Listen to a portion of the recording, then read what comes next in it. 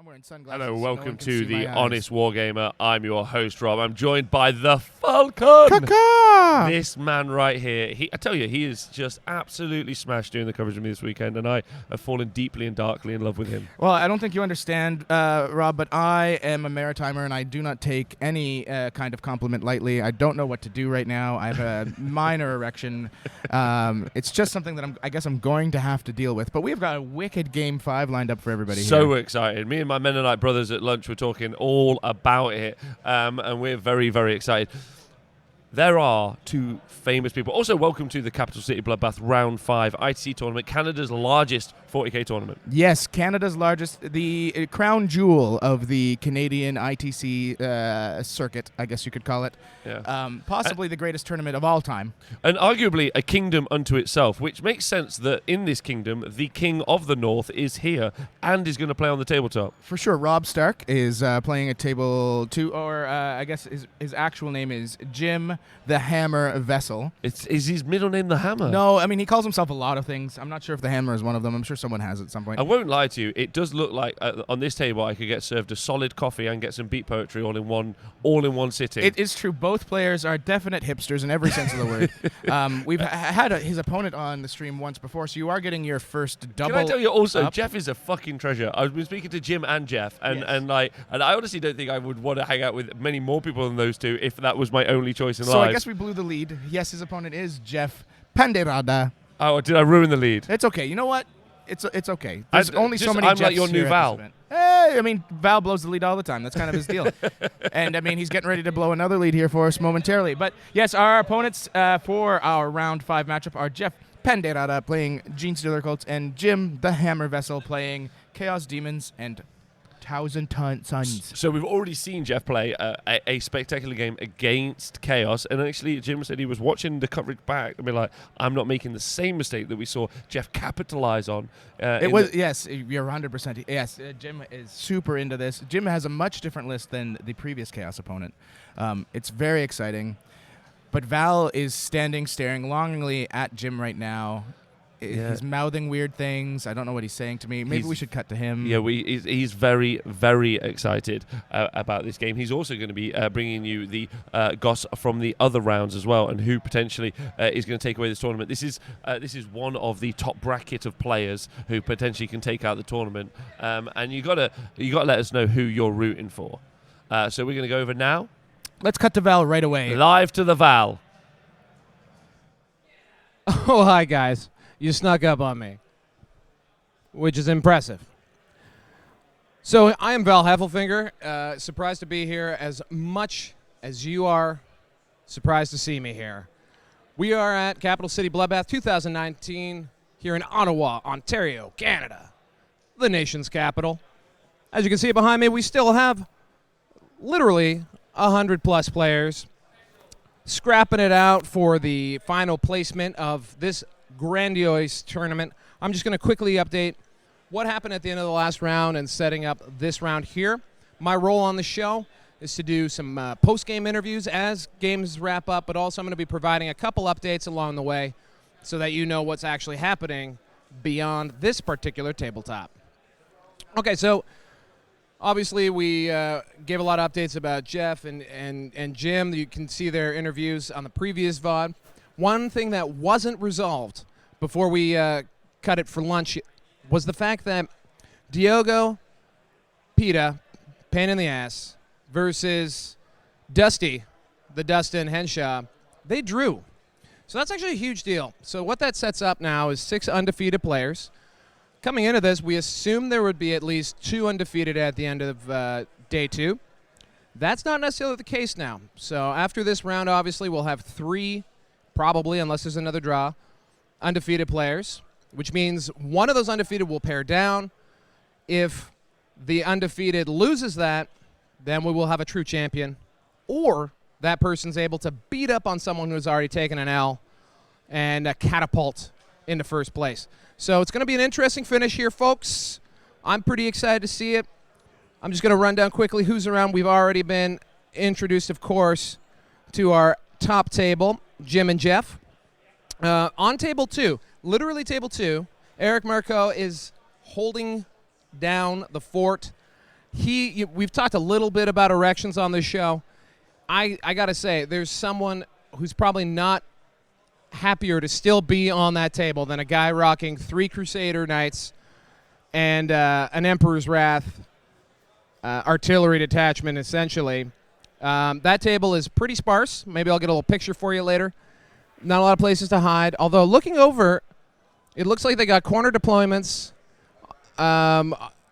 And Ridvan is actually hiding behind the one good, gigantic piece of line-of-sight blocking terrain in the middle.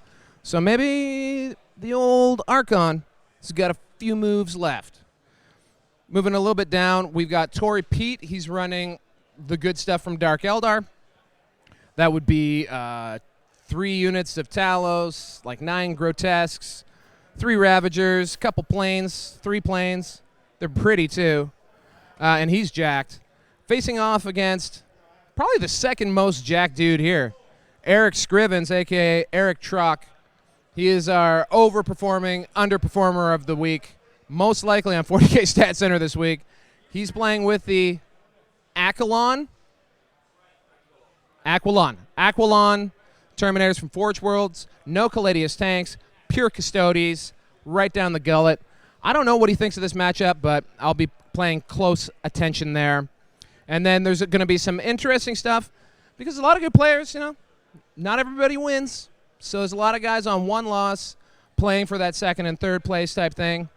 And I'll be updating the most interesting characters in that group. Maybe I'll talk about Stephen Pamprine again. I can only dream. So that's where we're starting. Everyone on the team is looking at me like, Val, shut the hell up. So I'm going to patch it over to the booth. Thank you so much, Mr. Val Heffelfinger. Yes, thank you, Valerie. Thank you very much. Thank you so much. For Welcome everything you to the game. You've got Jim versus Jeff. My name's Rob, and I'm joined by the Falcon. And we have Max doing the table bossing for us at the table. As you can see, Jim is running a Chaos Demons army. If you type ! Listen to the chat, you'll be able to bring that list up for yourself. We will be talking about it in a moment. And Jeff is running Gene Stealer Colts. You can see the deployment map there on the left-hand side of the screen, and as you can see, there's an army and not an army. There's an army and markers. Yes, because one player, the Gene Stealer Cult player, does get to essentially null deploy his army and put everything in markers before the game begins, which is quite the tricksy play. It's an amazing tool for a good Gene Stealer Cults player to be able to take advantage of, and of course, as you can see, he's done a very good job of that, popping these markers. No doubt he's going to spend some command points so that he can pull some of those off the board and put them into deep strike. Do you want to quickly explain markers out in a little bit more detail? Sure. So when a Gene Stealer Cult player plays, they can choose to put their units underground as if they're in hiding. So I just saw some. I know that I want to hear more of that, but I just want to tell you some quick information we saw on the tabletop and the handshake. We did just see that Jim won the dice roll, and he's elected to go first. Yes, it sounds like he has elected to go first. We'll get some more info on that as we play along. But back to these nice objectives. So each one of these is a potential unit. He doesn't have to tell you what unit they are, but they are a marker indicating that they are something from a huge list of models in his army. One thing we cannot see is that Jeff has placed some, I believe, Brood Brothers infantry within this house right here, this nice, beautiful Arabic locale. Jim said he was very happy that he got to play on his home turf. Exactly. I think that was his exact words. He was so excited to finally be able to get to play on this gorgeous table. The top-down view doesn't do it justice. Hopefully we will get some really switch good up shots at later. some point. But anyway, super beautiful. You can see now Jeff is replacing some of his dots with models. He's now slapping another unit inside this box right here. Because Jim going first means that some of those dots have to be revealed, right? All of the dots have to be revealed at the beginning of Jim's movement phase, or at the end of Jeffrey's. So here you see Jim has deployed like this. Now, the deployment that was selected for this game was Search and Destroy, so it is corners. You can see it right over here. We've got it for you. That's how they had to deploy. Jim, of course, doing everything he can to spread out so that Gene Stealer Cults cannot get anywhere within his backlines. Jim's a little afeared of the Sanctus that is within Mr. Jeffrey a superstar on list. the battlefield, I've heard. It can be, particularly against Chaos Demon lists, because they do have a few squishy spellcasters that the Sanctus just loves to pop off. Oh, I just want to shoot him dead. Yeah, it's quite exciting. So that's Jim's main concern is the Sanctus popping up using the stratagem that lets it pop up 3 inches away for free and slapping down some damage maybe up here or over here. So he's got to play a very tight game. He also doesn't want what happened to the round 2 opponent to happen to him and have a nice little Acolyte squad pop up in his backline and wreck some face. Yeah, so effectively the G-Score army adds to deep strike. Thank you very much, John. 9 away, so roughly here. Now it can get within close, like I said, with a stratagem. So 3, so he zoned out quite well. But he did say that he had watched the coverage from yesterday and he didn't intend to leave a gap in his lines. And Jim's played a lot of very good Gene Stealer Cult players. In fact, he has played Jeffrey before. Have you heard about this, Rob? I have heard about this. I've heard that actually the current score is 4-0 to Jim. Yes, and they are playing essentially almost to the T, the exact same list they've played all 4 times. Wow. There's only been slight variations to both. Okay, so very close. So they both know. So is there any swing factors in this game, like the scenario or the mission, that could change what we're going to see as a conclusion to the game? Or is it just going to be them trying again? I really think in this case, there's a couple things that can go in Jeffrey's favor. Having a lot of places for him to hide his units, a lot of these quote-unquote magic boxes, as people like to call them, that is a big deal. The mission itself, it is precious cargo, which means there are 4 objectives. You can see them here in the corners, and you can choose, each player can choose to take one of those and move it up to 6 inches away from where it rests. So it's kind of a big deal for them. Yeah, it is. So they can't be seen to be shot? Is that the main reason? Good. Yeah. Okay. So as you can see, I don't believe they did much movement. I believe they kind of left them where they were to start the game. Scrivo did have the stats up just 2 seconds ago for the faction versus faction, so you can see how it normally plays out for these 2 factions. As you can see from a monolith perspective, GSC, we talked about it the other day, very popular as a monolith. They have such a strong codex by themselves. Yeah, and really very interesting and fun to play on the tabletop. Oh, extraordinarily fun. Like we said, they punch like nobody's business, but they're essentially wet paper bags afterwards. And when we do get to talk to the list, they do punch super hard with those. Oh, especially this Muscle Beach variation. Yeah. And then you've got here Chaos Demons. They need friends all the time. 15%. The thing is about the Chaos Demons Codex, and what a lot of people will tell you, they have really decent HQ choices, which Jim has taken advantage of. Really good. Demon Princes are amazing. Contorted Epitome, absolutely superb. We'll get into that a little later. And some of the best troop choices in the game. Yes, I've seen a lot of tournaments won, or at least games done well with Plague Bearer blocks. Exactly. Plague Bearers, Bloodletters, and Horrors in general, all excellent units. Much of the rest of their codex, yeah, and also they don't have loads of stratagems. It was a very odd book release. Yeah, absolutely. And they also, narratively, if we're going to jump into it for a second, in order to summon them from the warp, we're going to need some psychers in the army to get those demons on the battlefield. So it makes sense why they need some friends, but realistically, if we're talking, it's probably due to the fact that the army actually needs some help. By itself, not the story. No, I mean demons as a primary unit do very well, as we'll talk about down here.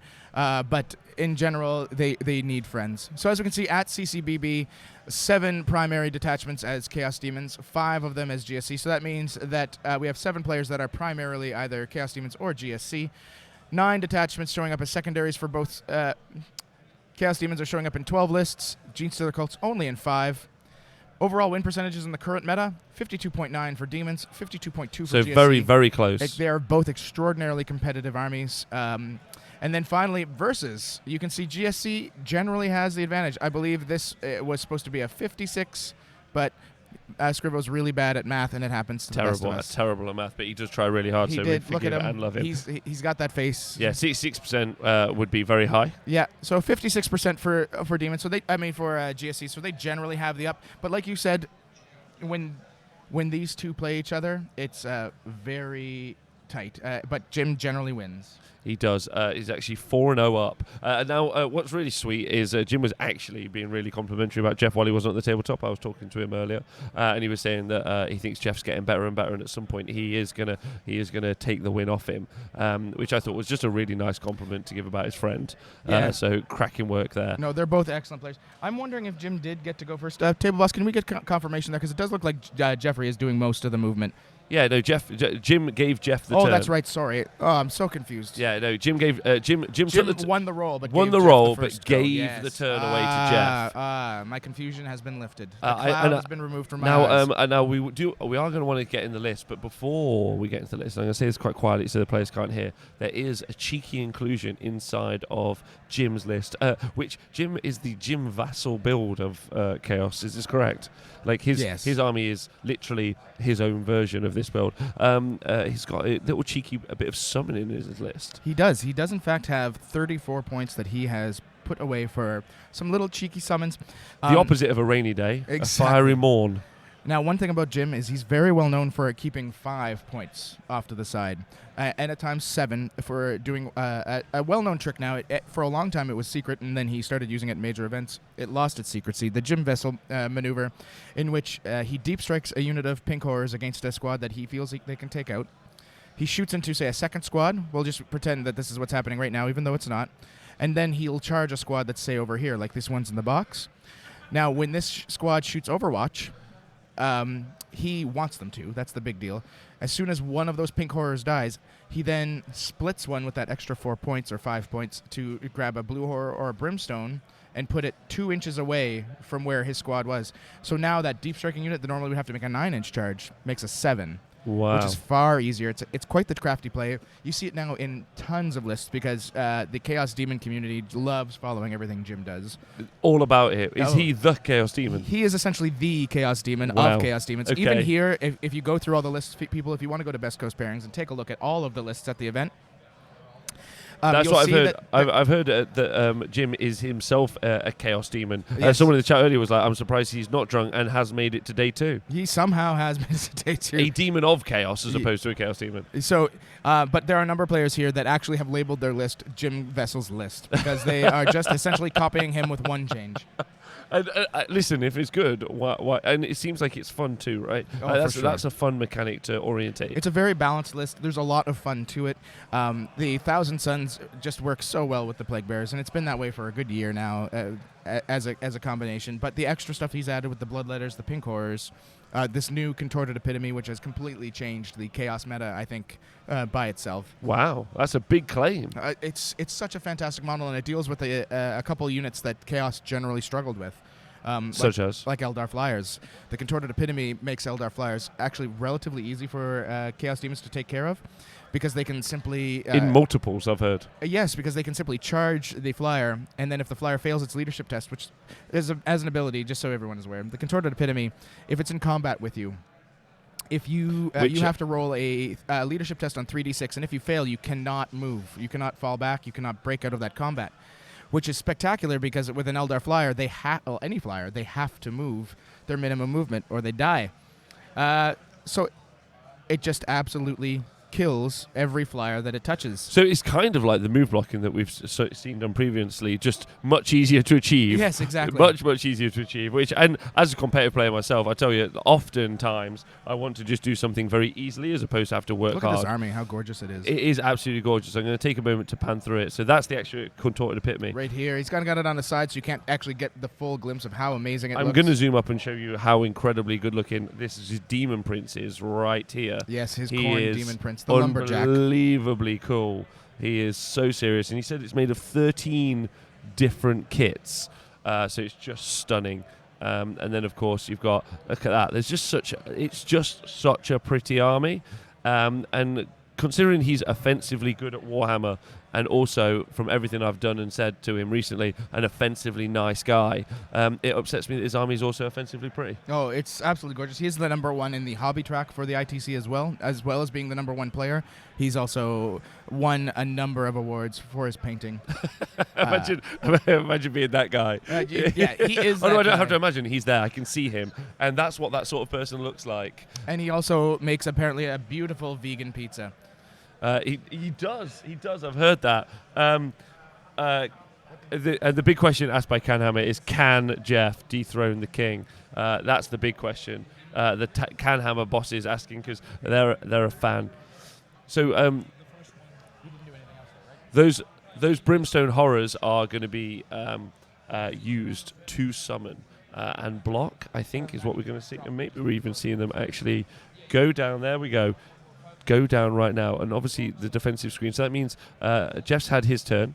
Yeah. And the first thing we're seeing happen is that unit of Brimstone Horrors is being put on the board. Those 34 points being used to great effect. Am I right in hearing that some information from the tabletop? Yeah, so Jeff did, as you said, finish his turn 1. Not a lot happened in that turn 1, which is what you can kind of expect from Gene Stealer Cults versus Chaos Demons. It's very hard to deal with these Plague Bearers, and Jeff really needs everything he can to hit them. So he's going to have to wait until he can get his Aberrants down, his Acolytes, and start actually putting in damage. So all Jeff did was he pulled a number of his units out of blips to kind of fill up his backboard. You can see it there when we pan back and move over. And he hit a unit in here, in this box. We'll bring that back to you there. And then, as you can see, he basically spread out some of his Brood Brothers along these lines to just keep control of objectives. And then he took one shot with his Sanctus, hit a Demon Prince, and did 2 mortal wounds. So the Sanctus went in. Where did it go to? So if we scroll back over here, there's a Demon Prince with pink wings. And that was what the Sanctus managed to get aim on and do 2 mortal wounds to. Okay, there we go. All right, nice. And the Sanctus. So why is the Sanctus so good for taking out Psychers? So a Sanctus, when it starts taking a shots, every hit that it does, if it causes a wound, the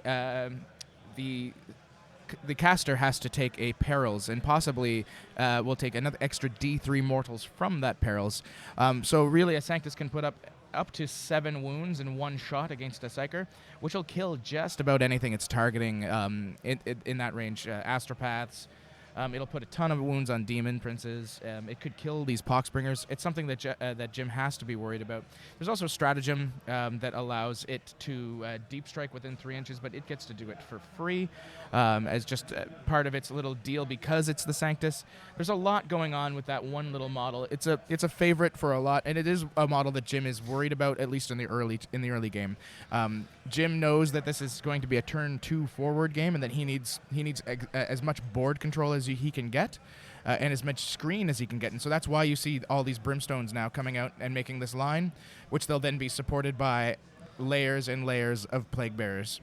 And that's also why he did not deep strike his Pink Horrors this turn, because he basically needs everything he can to take that hit from the Aberrants when they come down. So what's the path to victory for both players in this situation? Both players, Jim effectively has got a wall that Jeff has to hit at some point, and Jeff has got that kind of battering ram to go hit it. I don't think Jeff can stand off because he hasn't got any long range shooting to do so and pick things away. He has to engage, which I know Jim knows. So it feels like it's an uphill struggle, because at some point Jeff's going to hit Jim's lines, and Jim's just going to hold him and then hit him with all of his counter punches. Yeah, and that is the concern for Jeff. You're 100% correct. So Jeff's initial punch has to be massive. So that's the big thing. And it needs to be layered. So he needs to clear these Brimstones. He probably is going to need to clear the unit with maybe the Hand Flamer Acolytes, because there's something that can do that relatively easy, and they're not going to do a whole lot of damage to Plague Bearers. Wait another turn. Then turn 3, have all the Aberrants come in, strike at the Plague Bearers, and hopefully take as many of them out as he can, without too much of a counterpunch from the Demon Princes, from the Ahriman with all the smites. But he is still, in the next turn, no matter what happens, going to be counterpunched. The charge phase, psychic phase, charge phase, shoot phase is all going to be what hits him. He's just going to be stood there absolutely. Honestly, as a setup, just looking at it like this, I struggle to see how Jeff does hit through there. Well, the Brimstones are nothing, right? They're just going to collapse. But Jim is fine with that because he just wants one more turn of his Plague Bearers living. Yes. Like you said, it's going to be really hard for Jeff. But like we've seen before with those Aberrants, if they go off, if they start exploding 6s, if they get their damage in with those big old stop signs, they're going to get through those feel no pains of the Plague Bearers. Once one of those units of Plague Bearers drops down below 20, now they've lost that -1 to hit that they get innately. They're much easier to kill. It's really, for Jim, it's a game of patience, and for Jeff, he's on a clock, but the clock is the turn clock. As we see Jim's in his movement phase, should we have a look at the big hitters in both army lists? Yeah, let's take a quick look at what they're going to be able to do. What these guys are capable of doing. No, I just meant the lists. Oh, sorry, yes, let me bring those up. We'll talk about them, and then maybe I think we might still have that Aberrant unit card at Even some if point. we don't, that's fine. We can chit-chat. So if we're looking at Jim's list, I'll go over it real quick. A lot of you should be familiar with it. He's running a Nurgle battalion with Poxbringer and Sloppity Bilepiper, possibly the best name in the business. Question quickly. You know, a lot of people talk about net listing, which I think is a ridiculous thing, but I like hearing about it. Like, when you're running a net list, but you're the person who created the net list, super fine.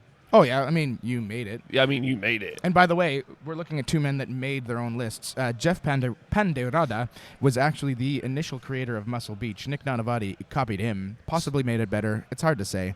But so what we're saying here, we got two list progenitors. We have the primogenitors, as it were. Oh my God! Yes, essentially, we're looking at the two fabulous Biles, the primogenitors of their own lists. I'm very excited about this then, and they've also played each other constantly. Yes, this is very good. It's an excellent game to have on stream. So, like we said, we have Poxbringer, Sloppity Bilepiper, 3 Nurglings, 60 Plague Bears. That's 2 units of 30. He's got a Thousand Suns Supreme Command detachment with Ahriman, 2 Demon Princes of Tzeentch with them wings. Yes. He then has another Chaos Undivided detachment with a Changecaster, which is going to give +1 strength to those horrors, by the way, guys. Demon Prince of Chaos with the Demonic Axe, Mark of Khorne and wings. And then the Contorted Epitome, which we've already talked about. Yep. And then 20, I said a boot again, by the way, 20 Bloodletters, 28 Pink Horrors, and 10 Brimstones, plus that 34 points that he used to summon yet another squad of 10 Brimstones for him. So I know that the Demon Princes are big hitters, right? The Demon Princes in general are heavy hitters. That Khorne one in particular is a monster, though. You can give it a Chaos X, which lets it do mortal wounds when it starts swinging, so it can pick up a lot bigger, a much bigger model than he himself is. Yeah, so that's a big singular threat with the 2 Tzeentch Demon Princes doing backup. Then you've obviously got Ahriman with his ability to do all of his psychic powers. Yes. But as we saw actually earlier, when we saw Jeff play against the Chaos list before, he doesn't really have any big singular places to put damage. He obviously has that big unit of Aberrants. He's also got not Aberrants, but the guys with the stop signs. Yes, he has many Aberrants. He's got Many 30 Aberrants. of those. Yes. So being able to hit them is good, but what I like about Jeff's list is there isn't many huge bully units to pick at. There's No. the unit with the rock saws, obviously, and the unit with the hand flamers, but you can't have. There's not like a single place to put something. So it looks like we do have the Aberrant data up. Oh, it's gone. We'll wait till the Aberrants are on the board, and then we'll talk about them as they go. So here's a big thing that just happened. So like we saw, Jeff had put a Sanctus here up close to try and take shots at Jim's Psychers. He did put 2 wounds on a Demon Prince. As you saw, he just got pulled. So unfortunately, Jeff mismeasured the psychic powers on Jim. Jim actually was just within 24 inches of that guy and managed to pop a Chaos Bolt and a Smite on him and take him down. Wow, okay, so that's a big deal, right? Because those Thousand Suns have that 24-inch range, right, instead of 18s. Yeah. So it made a big difference here. It is a kill where Jeff did not get any. So big deal for Jim. I bet it's a bit of a sigh of relief that guy's not going to be popping more mortal wounds on his characters. And it gets him a kill that he may or not have gotten any other way. Yeah, absolutely. Especially when he's hiding. He's definitely using psychic powers to shoot over that screen, and he doesn't look like. It doesn't look like in the first turn he's engaging particularly heavily on any flank. He's waiting for the charge to come. No, like you said, getting that early kill. It's a 2-point swing because Jeff was unable to do anything, right? When that Sanctus was unable to get the shot off, it's a big 2-point swing very early for Jim. It's a big deal. I mean, the game's obviously far from over. It's not like that's a super expensive model he took out, but in a points game, every point matters sometimes. It does, absolutely. If we look at the game before it came down to just a few points in it as we get into turn 5. Yes, I mean, last game was 25-24 when it all was said and done. Whoa. So that's how close that one was. Well, so we'll come to see whether or not that first point is going to be a major deal when it comes to the game and see how it plays through. So we were just given the score sheet for round 1 because Jim has called his turn. So we saw Jeff did get hold, and then Jim got kill more because of the Sanctus and hold to score 3. Jim also scored a Headhunter point because one of Jim's secondaries is in fact Headhunter. We'll go over the secondaries here in a second that each player picked. And we are already moving into turn 2. Like I mentioned earlier, when it comes to Gene Stealer cults versus demons, the first turn, even sometimes 2 turns, is just all movement. Well, it's and they so move a little quick. everyone at home, like, and the Falcon, like, let's get into this, right? Let's get excited, because what we're looking at now, you can see there, Jeff's about to take his turn. The question is he going to hit the lines? That's you got to ask yourself before we give you the answer. Is he going to go? When we saw him play, super speedy before against the other Chaos Demon Force, which was mainly Death Guard. He just went all in and hammered it turn 1. Are we going to see him do that again? I think he has to, but I think he has to be deliberate with it. In my mind, it's going to be turn 2, drop the Flamer Acolytes, deal with this, because he can choose to spend command points so that they come in within 3 inches. He'll wipe out all of those brimstones if he does with the flamers. Yeah. Because they're not going to do it. The hand flamers, unless he could somehow get back here, if Jim gets too aggressive, which Jim is not going to get too aggressive. He's not that stupid. I love not being the technical knowledge. I love you guessing, because I'm like, come on, are we right? Are we wrong? What do you think? He's going to have to take these if he could get out of those horrors, he obviously would, but I don't think that's going to be something he's going to be capable of doing. I mean, he's thinking about it right now. You can already see he's already moved his Brood Brothers back here just to get better placement, because Jim does have 1 unit in Deep Strike. I forgot to mention those Bloodletters, and they are scary. How many Bloodletters are? I believe he has 20 Bloodletters with the Blood Banner, so they do get a 3d6 charge on 8 inches. They are terrifying. Nikos, who does the 40k show with me on Honest Wargamer, has been running the Bloodletter bomb for a long time, and they are dangerous. Even that unit of 20 will go through stuff. As we've said before, and as the Falcons so rightly pointed out, the Gene army cannot take a punch, and Bloodletters are very good at punching. They are extraordinarily good at punching. They love a punch. I have seen Jim take out quite a few models with them. I've also seen Jim now twice forget to Deep Strike Bloodletters. So guys, for you at home that think maybe you're not the best player in the world, understand this. The #1 player in the ITC, he's won several majors, multiple in the hundreds of players. He's top-tabled virtually every big event that he's gone to this year. Twice at these events, he's just completely forgotten that he has had Bloodletters on the list and still somehow pulled off victory. So any of you can play at a top-tier level if you really want is that to. not a testament to just how good he is? That it really is. I'm kind of joking around here. Oh, look, there's other Jeff right there. So my question about about Jeff's T-shirt is, it does say other Jeff. Who be first Jeff? I'm not even. I'm quite sure it's Mr. Jeff Brown, who is another local player and quite well loved by the community. Well, maybe not everyone. I believe someone hates him. We'll have to get Val to talk a little more about it. Anyway, so yeah, we're seeing some more some deployment moves here from his blips.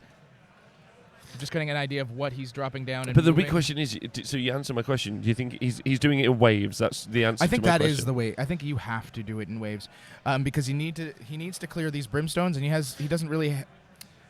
I don't think he has the shooting from these Brood Brothers infantry to be able to do it. I don't know. I'd be tempted to maybe do it with the Brood Brothers, but then it's possible. My worry would be, and you'd be able to tell me better. He's going to be hiding behind the Plague Bearers, right? Yes. So the rest of his army is, apart from obviously the Flying Demon Princes, are hampered by the movement of that line. They're not particularly fast. Yes. They're not particularly fast. So if he was managed to just punch a couple of holes this turn into those brimstones, not absolutely clear them and waste the flamers, that means the flamers might be able to go the turn after.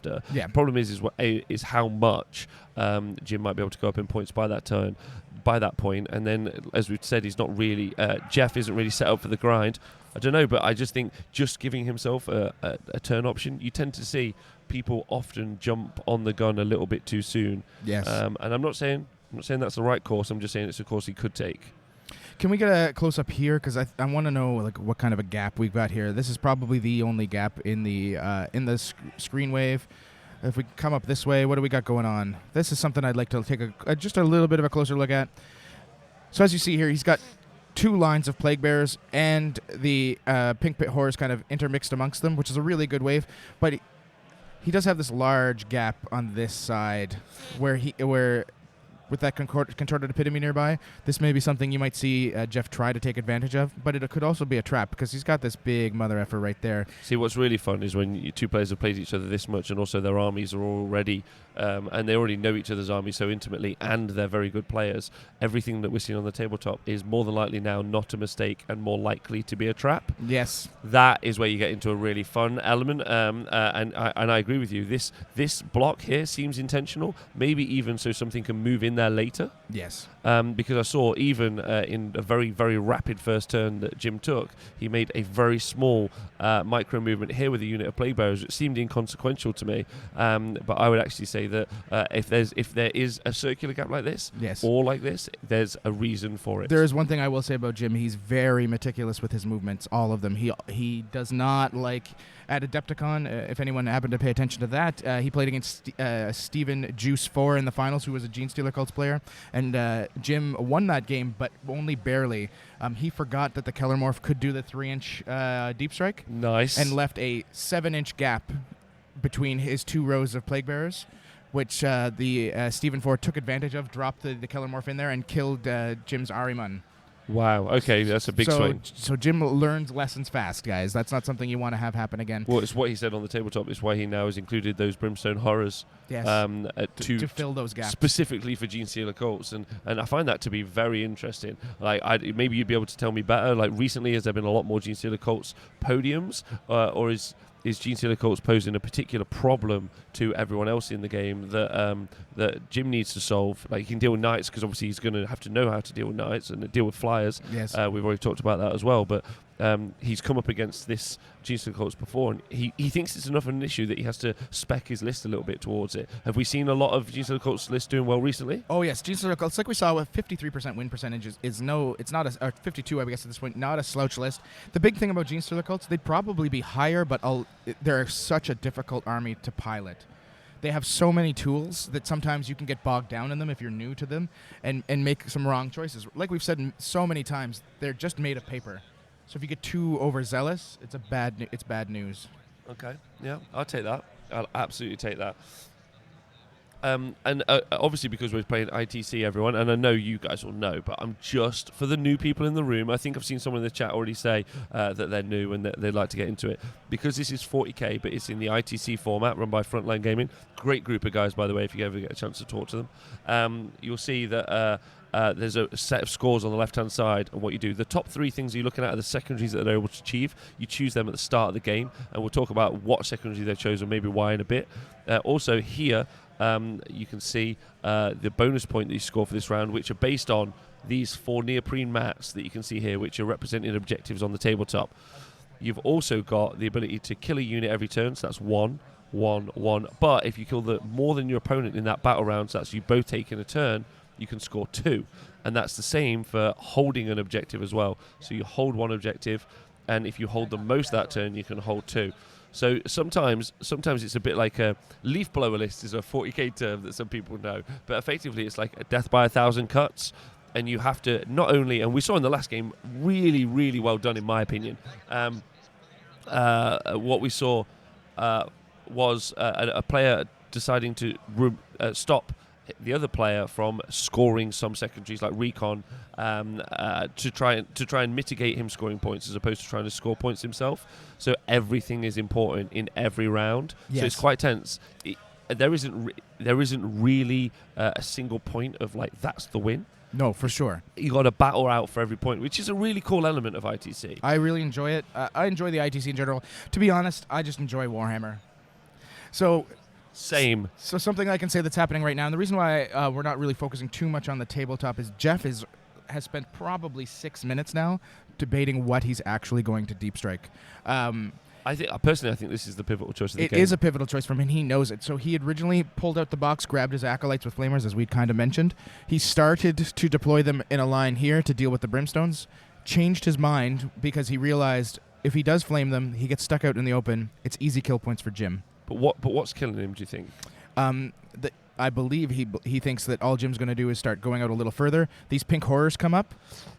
Just shoot out those acolytes because they're absolutely paper thin, right? Okay. So now he's pulled out his aberrants and he's trying to figure out where he's going to place them. So I think that's going to be his first big hit. Is he's going to try to hit him with the aberrants and hope that they survive, since they are a little more survivable.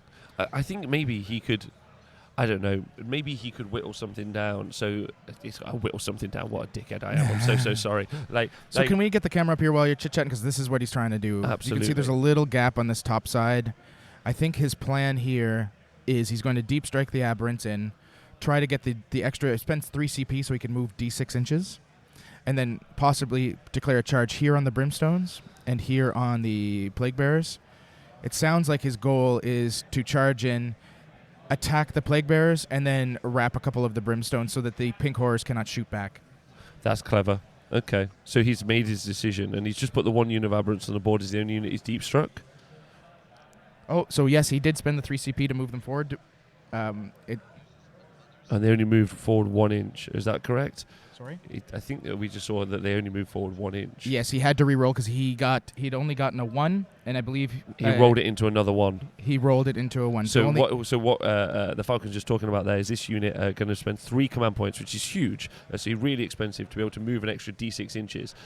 He rolled a 1, and then we're talking quietly because we're quite close to the table, so I don't want to affect the players. But that is an absolutely devastating roll because then he spent another CP to re-roll it, and it's still only going 1. So his potential was here, and he's there, and now he's probably going to have to spend another CP to get another charge roll in. Yeah, so we'll have to see. And now, also, I saw him put his hands in his face. His face in his hands. Yes. So what we're going to see now is he's probably going to have to drop a second unit of aberrants and hope that he gets a better choice, or his characters. And yes, you're seeing the characters come in, because the great thing about Gene Stealer Cult characters, they can provide bonuses to movement after they've been deep struck, or just period. So by grabbing his Patriarch, by grabbing I believe it's the Clamavis, he's giving them an additional 1 inch to their charge range.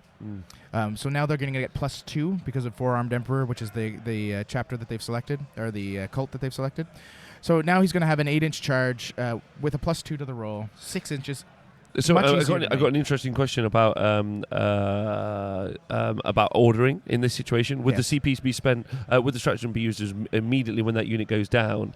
Therefore, you have the reliance of, because you may not have put that character down afterwards. Exactly, and they do. It does have to be spent as soon as you've deployed the unit. Very interesting. So, I wonder if he'd have. You can see the units going down, coming back off. I do wonder whether or not. And Jeff also, I wanted pointed out, very conscious of. Finishing the game because the last time they played, he actually Jeff and Jim specifically timed out, and I want to tell you that Jeff is consciously working super hard to achieve that, and also Jim's helping him. So those guys just really excellent. It's the game, not the players. Exactly. The players are working really hard, and they both know that. There's going to be no gotcha moments here. They're both actually very good friends. Is another thing everyone needs to know. Very good friends. They play each other all the time. They talk all the time. They talk strategy all the time. So that's why. Can I just talk about Idis? Most of the chat has made a very good point. CPing a 1 into a 1 for perfect ambush has about an 82% as a statsman, an 82% chance of happening every time. Yeah, every time. As someone who's rolled 1s into 1s, probably 94% of the time, I can tell you, it's just what happens in life. I just don't do it at this stage. Yeah. I just don't trust it enough. But Idis, I couldn't agree with you now. And thank you very much for complimenting the stream. We've been me and John have been working super hard leading up to this event to make sure it's as good as possible. It's actually spectacular. And that's because the CanHammer guys, and also both Val and the Falcon here, giving up their free time to help bring you professional level content, which is what we want to do in the future. For sure. Is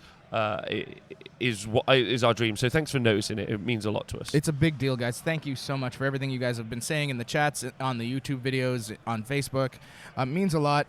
Even the criticism, we take every bit of critique and try to take advantage of it. Yeah, I mean, I take all the feedback in the bedroom, at the tabletop, Scribbo. Well, I just wanted you to know how I felt. Thank you. You cuddle too much. Well, I do. It's the beard. The beard just throws people off. It's a little too scruffy sometimes. It's because I forgot to bring my beard oils. To be fair, I didn't forget. The airport told me I wasn't allowed to take them with me. Are you in charge of the airport? No, it's this 5 milliliter business. Oh yes, well, I wish I was in charge of the airport. That'd be great. Anyway, back to the game. Look, so the only deep striking that we've had, and make sure the table boss has said, is this unit of 10 aberrants and the characters in support behind. Correct. At this point, so it does look like he has pulled out another unit of aberrants to try and really push this through. I believe Jeff is really worried about failing this charge at this point, and so he just wants to. At this point, he needs to mitigate. So the other thing that Jeff is also trying to consider here is, even if he does make this charge, because he had to bring his characters out, this Demon Prince, this bad Mamma Jamma, Yes. he can fly, guy. He can fly, He guy. can go 12 inches up this way, probably And he land can about fly here. over the units. What a Fly- bold move, Cotton. Yeah, fly over I here. absolutely remember when you couldn't for a small while. Yeah. So he flies over here. He's like, hello, guys. I'm going to give you the big hugs. And then charges in here, kills them. What this does for Jim is it makes him make a decision, right? Does he want to sacrifice the Khorne Demon Prince to kill these characters here? That's what I was saying earlier about this kind of deployment down here. Yes. I would say that drawing out some of Jim's threats, and I don't think Jim looks particularly gung ho. He was at the tabletop way before the round started, like deciding on which secondaries, which we still haven't talked about. We will get to, but you can see the active player. So currently Jeff being the active player, his secondaries are available. When Jim becomes the active player, you'll see his secondaries as well. Yes. He was conscious of that, so I don't think he's going to be baited out. No, I don't think, but it really all depends on how much Jim thinks that's worth it. Is it worth losing the Khorne Demon Prince right away to kill possibly this Patriarch, the Clamavis, whatever this guy? Strength 10 Game in the chat saying the level of meticulous thought going into this deep strike. You do have to remember this is effectively the play. This is all they have. Yes. This is like a interesting kind of parallel would be where we saw the two Blood Angel Slam captains in a previous game. When we saw the Blood Angels in a previous game, where he went all in and he really shouldn't have, or he went all in on the wrong targets. Yes, and that was his big move, right? And then effectively from that point on, the game was not over, but it was a big swing, right? It was such a big swing. Pivot point. This is what we're looking at now, is the pivot point of this game. It has become that. I think it's hilarious, and like Strength 10 Gaming said, it's such a meticulous job. So here's the thing. If Jeff rolls more than a 1, if he rolls a 3 or a 4 where he's comfortable with his charge into those Plague Bearers, none of this happens. He doesn't do all this. He waits until next turn. But now he's in a position where it's almost like I almost need to go all in because of that, because he's not sure he's going to make it in here. He's not going to be able to deal with these pink horrors. So now he's going to try to threat overload Jim. So this is amazing. It's like a combination of events. Brings this unit down, spends 3 CP to activate a stratagem, rolls a 1, re-rolls it, still a 1. So he's expecting to be able to go over here, and isn't. And then he brings some characters in to support that charge, but still not feeling confident. He then does this. Then he's like, I'm in now, so now it's this. I'm pretty much all in. I need to go all in. So now you might have seen in that singular 1 dice roll, like the entire game changed for Jeff. this cascading It's a huge set cascade. of choices, which I think is really interesting for the Genius of the Corpse player to have as a utility box of options. But it's kind of, that's a lot of avenues of thought to go down. Yes. Which is and Jeff is running around the table. I want it said. Yeah. So if anyone ever criticizes the length of time it's taken, I'll fight you in the streets. With me my too. Top off. Yeah, my top will stay on. Although actually, no, you know what I'm saying? Like I'm wearing a Team Aussie polo. Thank you, guys from Down Under Pairings, for sending that to me. Big the way shout out from to the Down Serbia. Under Network guys. And it is so tight on my body. I don't know what size you think I am. Like, it hurts me, but I'm keeping it on. I may take off the shirt if I have to fight anybody over Jeff. That's that maritime body you've got. It is. It's a maritime body. Yeah. Extra sexy. Thank you, Max. Oh, it makes me feel so good. Our table boss is lovely there. The one other thing we've seen is the unit of Brood Brothers that he had in reserve. He has also deep struck them here to within about an inch of his characters, just as an extra layer of protection in case Jim did decide to go all in and try to take them out. So as you can see, he's now surrounded by little baby boys. So interesting how his thought process has gone. He's gone, I'll commit once. And then he's gone, oh, that's all messed up now. And then he's like, okay, you know what? Let's just play. And I hope it works out for him. I do. And that's not me not rooting for Jim. That's just, he's making a play and putting it all out there. And that always encourages me. You take your heart, you put it out there, you say, look, I love you. If you don't get it back, that's tough. Yes, exactly. Same way you run headlong into a wall. Sometimes you'll punch through. Yeah. Oftentimes, though, no. And now, just so everyone is aware, we have moved on to the Psychic phase. Jeff has left 2 units in reserves, the unit of Hand Flamer Acolytes and 1 more Aberrant unit. So he does not still the have Rocksaw some unit. play. The Rocksaw unit is right here. Oh my god, so let me tell you about this unit down here. I love this unit. It doesn't really have any targets. It wouldn't mind hitting the Demon Princes. Yes. And FYI, these units, these 10 blobs of Aberrants we've seen before, just go through a Demon Prince in a turn. Yes. The Rocksaw unit down here, I'm just super motivated by them because mining. They're just bringing mining back, to the 40k universe. They're like, stop signs and mining. This is all we need to. So it looks like this bottom unit, yeah. So I want to say shout out to John's wife in the chat. Yes, thank you, John's wife, for everything you do, for keeping this man alive, because I believe that if you weren't around, he wouldn't be. So as we can see here, in the psychic phase, this unit of aberrants received a always strike first. So no matter, they can't be interrupted if they choose to go. He tried to cast Might from Beyond on this aberrant unit, but Jim was able to deny it. We're now into the charge phase. The Rock Saws have charged into this unit of Brimstone Horrors over here. So those Brimstone Horrors guys, they're super dead. Like this is just slap happy bingo. So did we see the charge done in the bottom first? Because it's interesting what he's going to elect to charge. Yes. So I believe he's doing this first so that he knows, so he has a little bit more safety net here in case some shenanigans happen this way, and he somehow manages to fail one of these top two.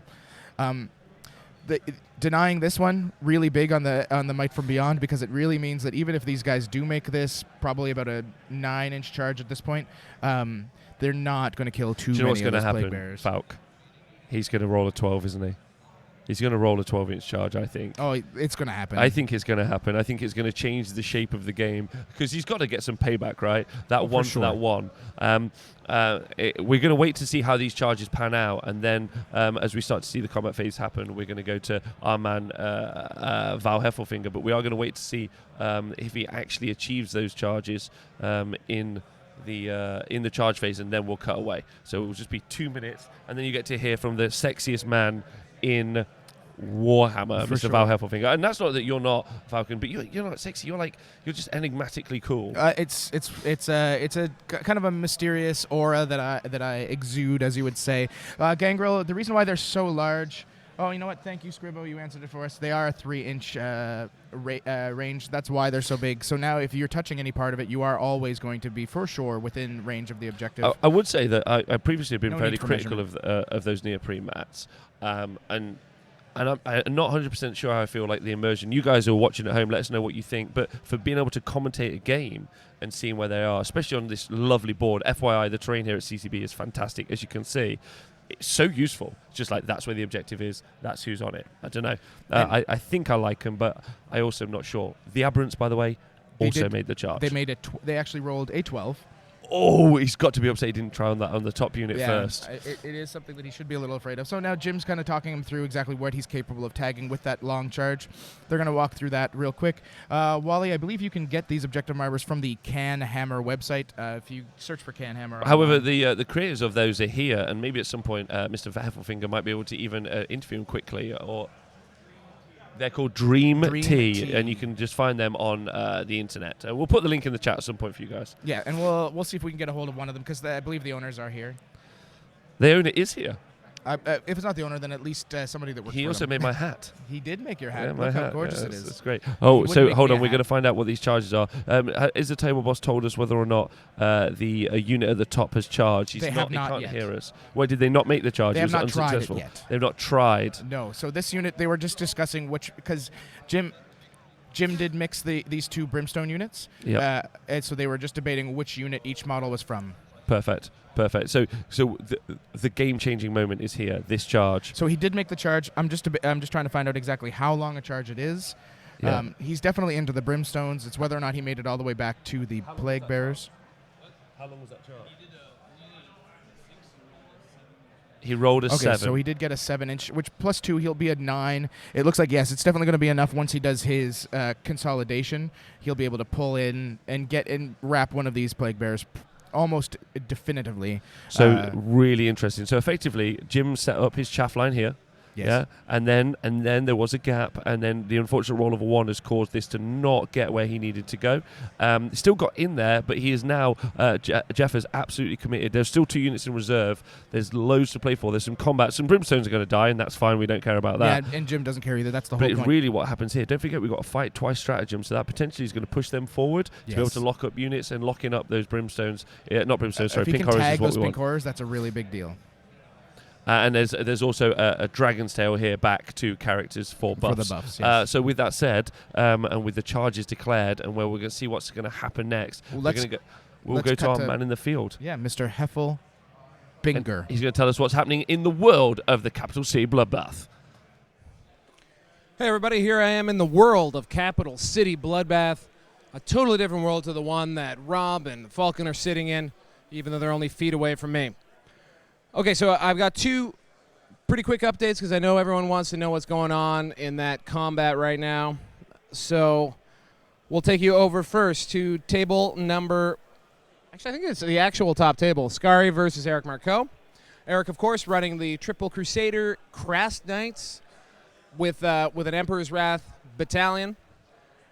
He got a pretty open table. When I was last looking, it looked like he was a little bit ahead on the primary, and they were tied on secondary.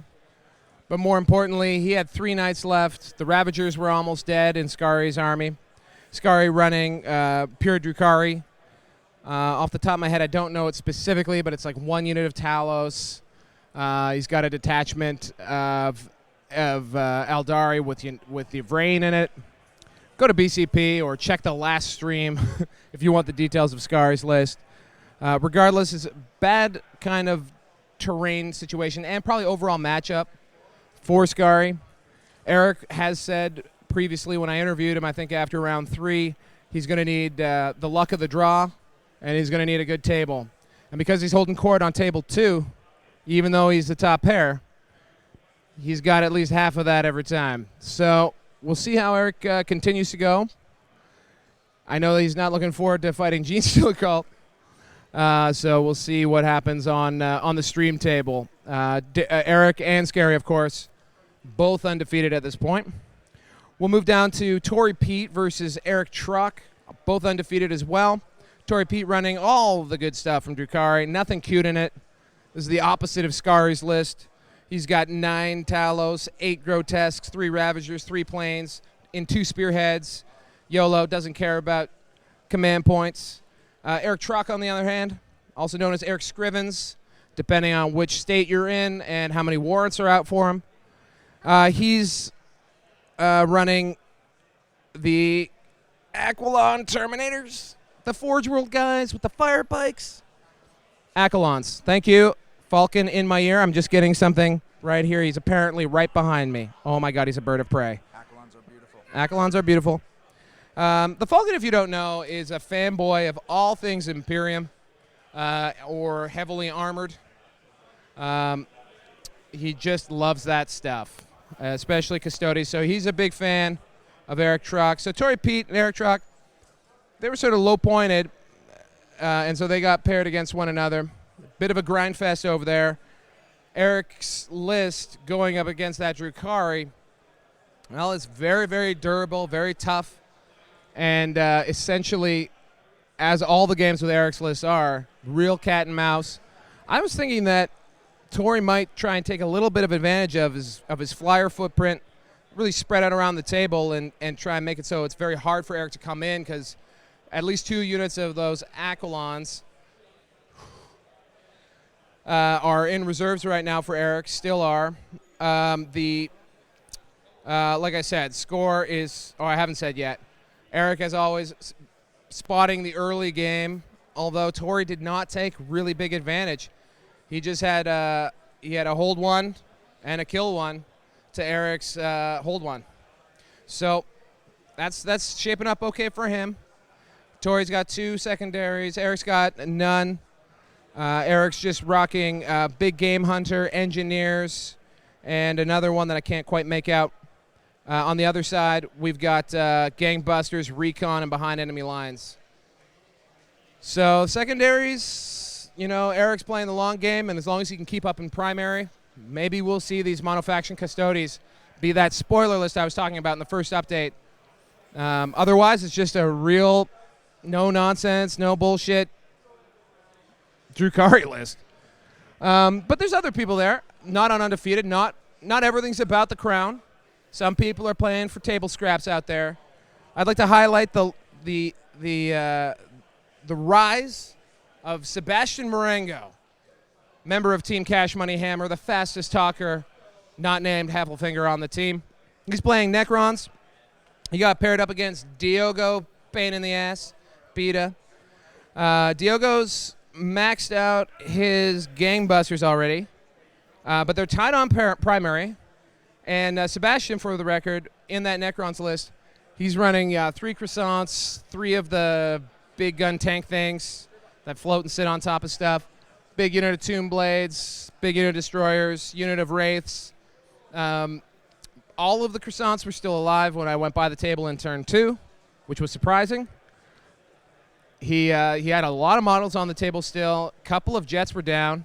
Diogo, of course, playing, I think, 7 to 9 Eldar flyers plus 7 Venoms for the table presence.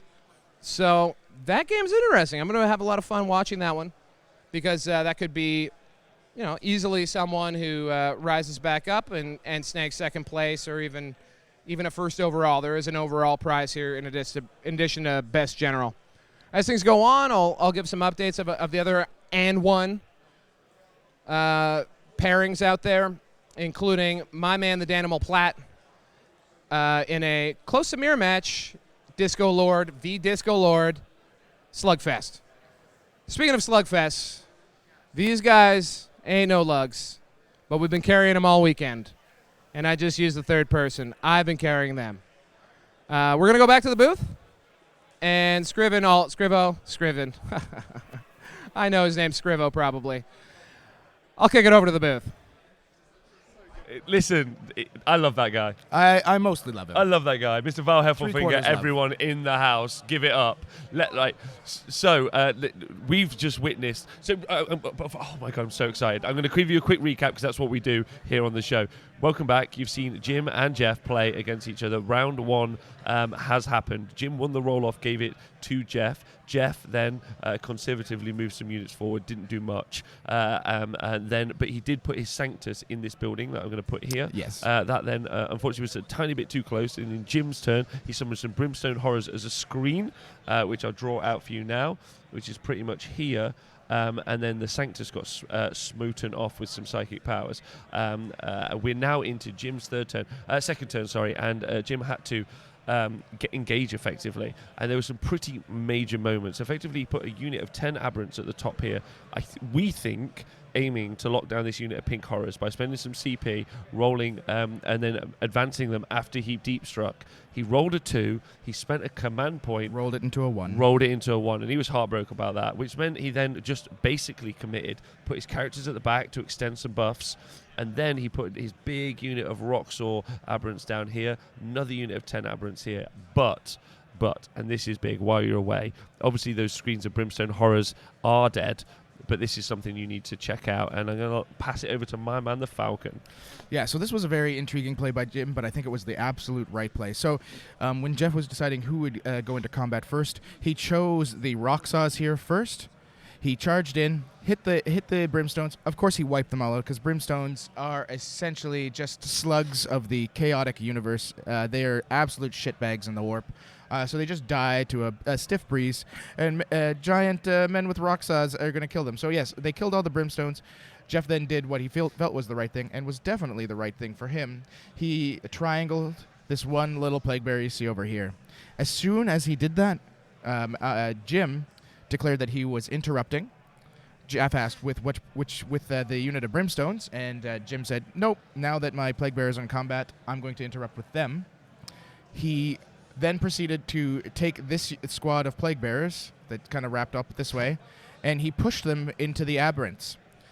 So this is a big deal, guys. It's huge. It's absolutely huge. And FYI, the look on Jeff's face as that occurred was just Jeff was completely lost by this. At first, he was like, "There's no way you can do that." Jim kindly explained that, well, you've made these Plaguebearers part of the combat, so now they can fight whenever if I choose to spend the 2 CP. Jeff decided not to use the Genestealer Cult version of Vect on it because he needed to save it for later, he believes, for another scenario. So then Jim, like I was saying, pushed in here and tagged all of the aberrants. Big deal. What's big about that was Jim had also earlier, so he must have seen this coming, he had already spent the command point to give them a 4+ invulnerable save, even though they hadn't been tagged by anything yet. Yes, so it's really, really big. Yeah, so then he shoves them in. Now Jeff is unable to do what he had been planning. There had been a little bit of a gap here. You could tell Jeff's plan was to hit the Brimstones, pile in and consolidate over and tag these pink horrors so that they would not be able to shoot at clearly anything next turn. Because there's some major threats. Everything that Jeff has to deal with the threat that he's looking at is combat oriented. Apart from the hand flamer units and some pretty piecemeal shooting from the Blue Brothers. Correct. Yeah. So he doesn't really have the range, and Jim knew that. He deployed very conservatively, turtle shell. He defense in depth, so he had layer on layer of defense, and he could just give it up. And then in his first turn, he summoned another layer of defense on top Correct. of that. Yeah, we talked about this at the turn before. Maybe he could have waited a turn and try and drag it out. But Jim, being the top player in the ITC right now, I don't think is the sort of person. Well, he doesn't know. Sometimes forgets to deploy his bloodletters, so maybe he is the sort of person you could bait out. And that really is, when you get to this level of play, something you have to do. It's not about whether or not you make mistakes, it's whether or not you can force your opponent to make mistakes. Yes, and to be fair, guys, this is something that I think anyone would do. This is some very high level play by Jim. It blocks out these aberrants. Now they're stuck up against a bunch of plague bears that have a 4-up invuln save. They have 5-up feel no pain. I mean, he will eventually be able to get through them, but it's going to take a while. It also means that now all these demon princes that Jim had kind of casually placed in this line over here with Ahriman, they can start slapping down their smites, all of their targeted mortal wounds that a Thousand Suns can do. If he needs to, if he feels like he needs to, he can take this Khorne Demon Prince and, well, like we're about to see, lay a wrecking on all of this. I do believe that Jim is planning on also deep striking his bloodletters at the end of this turn. He had indicated that he was planning that out. I know that he was looking at possibly putting them in here to help finish off. Because I do believe that Jeff did a very good job of blocking out this area. There's not a lot of space for the bloodletters to come down. No, there's not. There's not, because you do have to remember those bloodletters are off screen right now. So as you can see, there are still units blocking off all this area to make sure. So it's very, very good, because it means that if the bloodletters are going to happen, they're going to happen this side behind his line. So or he might do what I suggested that I felt Jeff maybe could have done and waited till turn 3 and done some plinking. But then he's got to put points on the board, and we'll see. It's a tough matchup. And now we're into Jim's turn. Sorry? We're now into Jim's turn. We are into Jim's turn. And we need to work out what we think Jim is up to. The Demon Prince, though, has made his intentions very crystal clear, yes. as a Demon Prince of Khorne like to do. They're never quite shy about their feelings, so he's straight over. Yeah. Scrivo, would you be able to bring up the secondaries for us? Let's take a quick look at what these guys chose for secondaries. We really haven't spoken about it, and that'll give the audience an idea of what exactly Jim's thinking, and Jeff. So we've got Jim's secondaries up for you guys. We have Engineers, which is a common pick for the Nurgle lovers. It's very hard to kill Plague Bears. Plague Bears don't have to fight if they really don't want to. Nurglings, same idea. So taking those Engineers is a big deal. It's something that Jim does pretty consistently. He likes to hide his Nurglings in the back on an objective. It's the third time we've seen on the stream just this weekend alone Nurglings being picked as Engineers. Yes. So I believe one of his units of Plague Bears and his unit of Nurglings are in fact the Engineers in this game. Headhunter, of course, almost an auto pick against Gene Stealer cults, because a number of their characters are extremely aggressive, and they're very easy to take down realistically when you get to them. And finally, Reaper, once again, pretty much an auto take against a list like this. That being said, Jeff, he does have a lot. He's probably got 120 models on the board, but it is going to be interesting to see if he's going to be able to score the full 4 on Reaper. Yeah, very interesting, and I think I can see actually on the tabletop.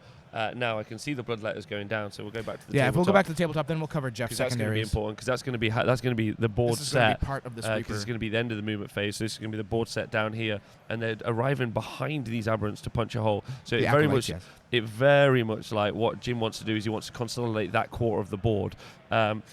Which makes sense, and he wants to create, because now he's going to just do this. So any deep strikes that could happen later, because there are still 2 deep strikes available from Jeff, are just going to hit this line. That's if these aberrants just don't do the work and come over. But there's 2 Demon Princes, there's Ahriman, there's Pink Horrors, there's a lot that can start to deal with these aberrants. And there's this guy. I mean, let's be honest. These acolytes are probably dead. I would say so. I mean, that Khorne Demon Prince is super statistically unlikely to whiff. Yeah, I mean, he's probably not going to kill them all himself, but the hope is that these Bloodletters make their charge, and then that's a bad scenario. And with the Banner of Blood, they often don't fail their charge. It's very rare. Very rare, but they can. That's the whole point of stats. It's percentage chance. Exactly. Yeah? There's always the chance. There is a chance, and we have already seen some bad luck on Jeff's part. So maybe Jim will join him. Maybe he's just like, I'll play fair, brother. I'll roll badly too. For sure. That seems okay. So we saw Jim start his psychic phase. He cast Gaze of Fate and Perils, but it still went off. He did take the wounds. Jim's usually not too afeared of perilsing himself, just due to the fact that he does have a psychic power that lets him heal D3 wounds. So generally what you'll see is he'll go through everything and then he'll try to heal himself at the end. Right now he's putting all of his smites into this top unit of Aberrants, from what I understand. I'm assuming that the play barrier block fell back here. It looks like he still has them tagged, but yes, I believe his secondary unit did back off. Good. And so just dealing with mortal wounds. Do we think that they're going to survive, particularly along those units of Aberrants? I can't see that happening. No, I believe... Oh, it looks like it's actually the bottom unit that he's targeting. But regardless, it does look like he is trying to peel off as many of them as he can with the smites, which is, I mean, that's exactly what this list is all about, holding you up while you get mortal wounded to death. The benefit of the Aberrants is they do have a 5-up Feel No Pain, so they can soak a lot more than your casual unit in play. It's really interesting, actually, if we look at this list, and my assumption is why Jim is doing so well generally, not only being a great gamer, but just look at the list. I love board control. I think it's actually massively important in-game. For sure. And if we look at the two Eldar lists that we saw the round before, they often don't have much in the way of board control. They've got a lot of units, so they can be in a lot of places, so they can put little individual islands of space out. Yes. But you really couldn't defend overly well against the Genestealer Cult Assault unless you have this many bodies on the board. Yes, exactly. And even then, we've seen it done badly Sure. yesterday. Yeah, if we're going to be completely blunt, it was done rather poorly. Like Owen had said in that game, he wished he'd had a second unit of Plague Bearers just because of this scenario. And I wonder how the Twitch chat feels, and I also wonder how you feel, Falcon, whether or not the Genestealer Cult army is always good when people leave openings, but when people don't leave openings like this, I feel that they're very open to a counterpunch. I think you're right, especially with a list like this that doesn't have a lot of the other tools that Genestealer cults have available. I like to hearken to Stephen Four's comments where he feels that they are a paper nuclear bomb. So if the bomb goes off in the right area, your opponent has nothing that can deal with it because you just kill so much, and then they die. And if you play conservatively, then they've got nowhere to go, exactly. Apart from where you want them to go. So you just hit them with bomb after bomb after bomb until everything's dead. In this scenario, unfortunately, that one play, Jeff has decided he needs to go all in. And I mean, we say all in. There's still 10 Aberrants out there. Yeah, there are. They've all got hand flamers as well. Which I think the Acolytes have hand flamers. The Acolytes have hand flamers. And depending on what happens here, that might be important, because if these Bloodletters kill all of these, hit the Acolytes, I should say, and kill them all, or even if they just fail this charge, I mean, Jeff's plan is obviously going to be drop the Hand Flamers here, and those Hand Flamers will take out all of those Bloodletters if they're not locked into some kind of combat. Which is a big threat to take away. With sure. And it's an obvious target for the Demon Prince doesn't particularly want to go into that Hand Flamer unit, I feel. No, no, particularly not. That Demon Prince is really good at killing characters. It can pop out 7 or 8 mortal wounds onto a unit, but it's going up against a squad of 15, even 5 or 6 regular Acolytes. They're AP -1 on the hits. It's not super pleasant. Oh, so it does look like he made the charge with the Bloodletters. Well, I mean, the most statistically likely event that was occurred. Exactly. But I believe it was a long charge, is what I'm being told. So he is able to hit everything here that he wanted to. He's even charging all the way back to tag something that's a little bit off screen. There you go. I'll show you. There you go. Do you want to get a little closer? So that's an icon ward. Yes, an Acolyte icon ward. There you go. He managed to tag that as well. So he's tagged there, and he's tagged along that whole line here. Well, this is actually super excellent for Jim. This is exactly what he would have wanted. Getting that long a charge means that he's now going to be able to... what I assume he'll do is probably not even bother attacking the Icon Ward. After he kills all these Acolytes, he'll tri-point this guy, and then he's a little bit safer from all those Hand Flamers. Safe, but not that safe. Not that safe. No, I mean, that safe. Those Hand Flamers can still kill kill the Bloodletters in close combat, but it's not something that I think Jeff is super interested in wasting a ton of resources on doing. No, but he's going to be... It's a lot of high-level play here. It's super interesting. Yeah, just like Firedrake saying in the chat, he loves Gene Stealer Cults versus Demons because there's a lot of intricacy in the movement. Yes. I got to say, I'm a big fan of this as well. I really enjoyed the game yesterday. It's not that I haven't enjoyed the others, but it's nice to see the projection of power on the tabletop in Melee sometimes, because it just looks so much more viscerally informative. I know for a fact you're very good, Falcon, at visualizing images in your head. So shooting's a thing that a gallery you're very akin to and very good at. I quite like seeing it on the tabletop in this minutiae of movement. Yes. It just makes it feel very visceral. It really is the most exciting thing to me. Anything that's so movement-based. I talk a lot about, if any of the Aussies are watching, Eric Lathuris and how he plays. If anybody has ever watched or can find a stream of him, his movement is so precise and so incredible to watch and so fast. It actually just gets me going. Yeah, you ferociously watch Warhammer streams. Am I correct? Like you watch them quite like no matter what the quality, you'll just listen to like a paper bag rustling with two players playing, right? That's your thing. Yes. Oh yeah. Oh, I'm super into it. Do you think you learn a lot from those when you watch them through? It really depends. A high-level play like this, I find I learn a lot. So games like this, if I was at home right now, sitting in my little Arctic igloo with just my bears and my birds to keep me company. And your family. And my family, of course. But no, I would lock them out. They would be outside, fending them for themselves in the blizzard. I would be all about this, because this commentary, just from you, is absolutely excellent, and you don't need me. I'm sure there's somebody else here that's just as smart, possibly Scrivo. Probably not. Anyway, so we're getting into the combat now. It looks like Jim is deciding how he's going to split up his attacks. Jeff did heroically intervene with the Icon Ward, because I guess he was just outside of 1 inch. Okay. To try and force Jim to put some attacks into it. And as unit of 20 Bloodletters, they get a bonus if they are on 20. Yes, exactly. So just even that Icon Ward, maybe even interrupting. If the CP, I think pretty certain the CP is right. So Jeff still got sat on 11 CP. Jim still sat on 10. And what's really interesting about this compared to the last game, and also, and that's not to criticize the last players, by the way, but any of the other games, some of the high-level conversation we've been having over the weekend has been resource management of CP, and the players doing really well at events are really holding on to their CP until they get later on into the game. Yes, for sure, and we can see it here.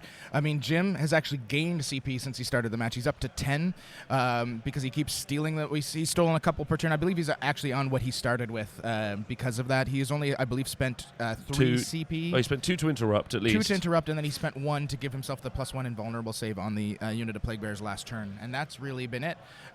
Jeff starts with 1 billion CP anyway because he's Gene Stealer Cults, and he is down to 10, but this is still a lot. He can do so much with that CP. We'll hopefully get a CP update there. I'm not 100% sure if that's completely accurate now. Oh yeah, we are starting to see Jim has spent the CP for the probably for the Bloodletters. Because there's the combat at the bottom with the Demon Prince who's in there with the Aberrants and also the Bloodletters. So those Aberrants are super dead no matter which one of the 2 units deal with it. There are Aberrants also at the top locked in combat as well. And I'm sure he's going to enjoy having that combat to punch through some of those to give him an option later on. Look at those Aberrants, they are. So it looks like the Bloodletters have finished their attacks, and yes, he did pick up all of the Acolytes with them. They are dead. So this Demon Prince didn't get anything other than some free move out of it. That's a shame. That's a shame. Now this is where Jeff's plan has kind of come a little bit. There are 3 Bloodletters that now have to attack the banner. Yeah. So it's quite possible now that that Acolyte will die, which Jim does not want, I don't think. And as we see, he has to pick him up. So now Jim's in a bit of a... We're not sure if it's a predicament or not, but now his guys are out in the open. It's possible that we'll see those Acolyte Hand Flamers come down. Oh, so you were talking about wanting to wrap it so that you can get shot in the next turn. Exactly, because what he really wanted was to be able to tag that Acolyte, not have to fight it. Yes. But by Jeff heroically intervening, getting him in his face, he forced him to fight him. So technically, realistically, if we talk about it through a mistake by Jim and a capitalization by Jeff there, which is just smart. Which is a counterplay to what happened at the top earlier in the round before. Well done, Jeff. Good man. And I think the to be fair, I think the mistake there was Jim declaring the Icon Ward as a target when he made his charge. I don't think he necessarily needed to. Okay, so there we go. I think that's where you see it, the bit of the thing. If he had not declared the icon ward, then even with the heroic intervention, he wouldn't have had to swung. Again, a minutia of difference to change the shape of a game potentially, and that's why the game is so interesting when played at this level. Yes, it becomes almost chess-like, only with horrible demons summoned from a warp that want to rip off my face and stick a sword right through my skull. It's absolutely terrifying. I don't know if you've read any of the Warhammer horror stories that have come out. Can I just say that the Warhammer horror stories and everyone who helps produce them is probably an angel. Yeah, they're probably super attractive and lovely people. Yeah. Deeply thoughtful. Deeply thoughtful. Yeah. Listen to Moon Shaman music. But I haven't listened to. I haven't yet read any of the Warhammer horror. Actually, is it good? I enjoy it. I found the first one, the compilation of 3 kind of short stories that they kind of tagged together at the end. 2 of the stories were excellent. One was kind of meh. Okay. All right, but yes, interesting to make horror based in a horrible, horrible universal setting anyway, so I don't know if it was even necessarily needed, but conversation for not Warhammer live streams. But for a different one. Join us for Rob and the Falcon's book review starting every Tuesday afternoon, every 3rd Friday of a Norwegian summer. Yeah. Right, so we're still into the combat here. And the unit that currently is attacking, yes, is the Plague Bearers. So Jim has moved on to the Plague Bearers. He is putting a few attacks into the Aberrants. I'm told that he has through some shenanigans forced the Aberrants to lose a few of their attacks on him, which is a bold play.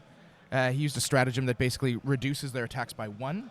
Yes. So it's a big deal. It will cause a few more Plague Bearers to survive this round of combat. Really big for Jeff. Really big for Jim.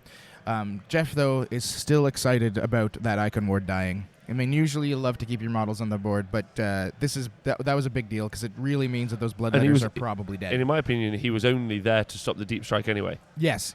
Not stop the deep strike, push the deep strike out further. Exactly. Like, he was looking to zone the board, so realistically, like, the loss is exactly what he wanted to achieve. The bloodletters are out now. He doesn't have to worry about his backfield. It's not a thought he has to go through, so he can just get into it. Exactly. Although he did already get into it in the previous turn, so I'm not sure how much more he can get into it. But he's only so far lost that unit of Roxor Aberrants.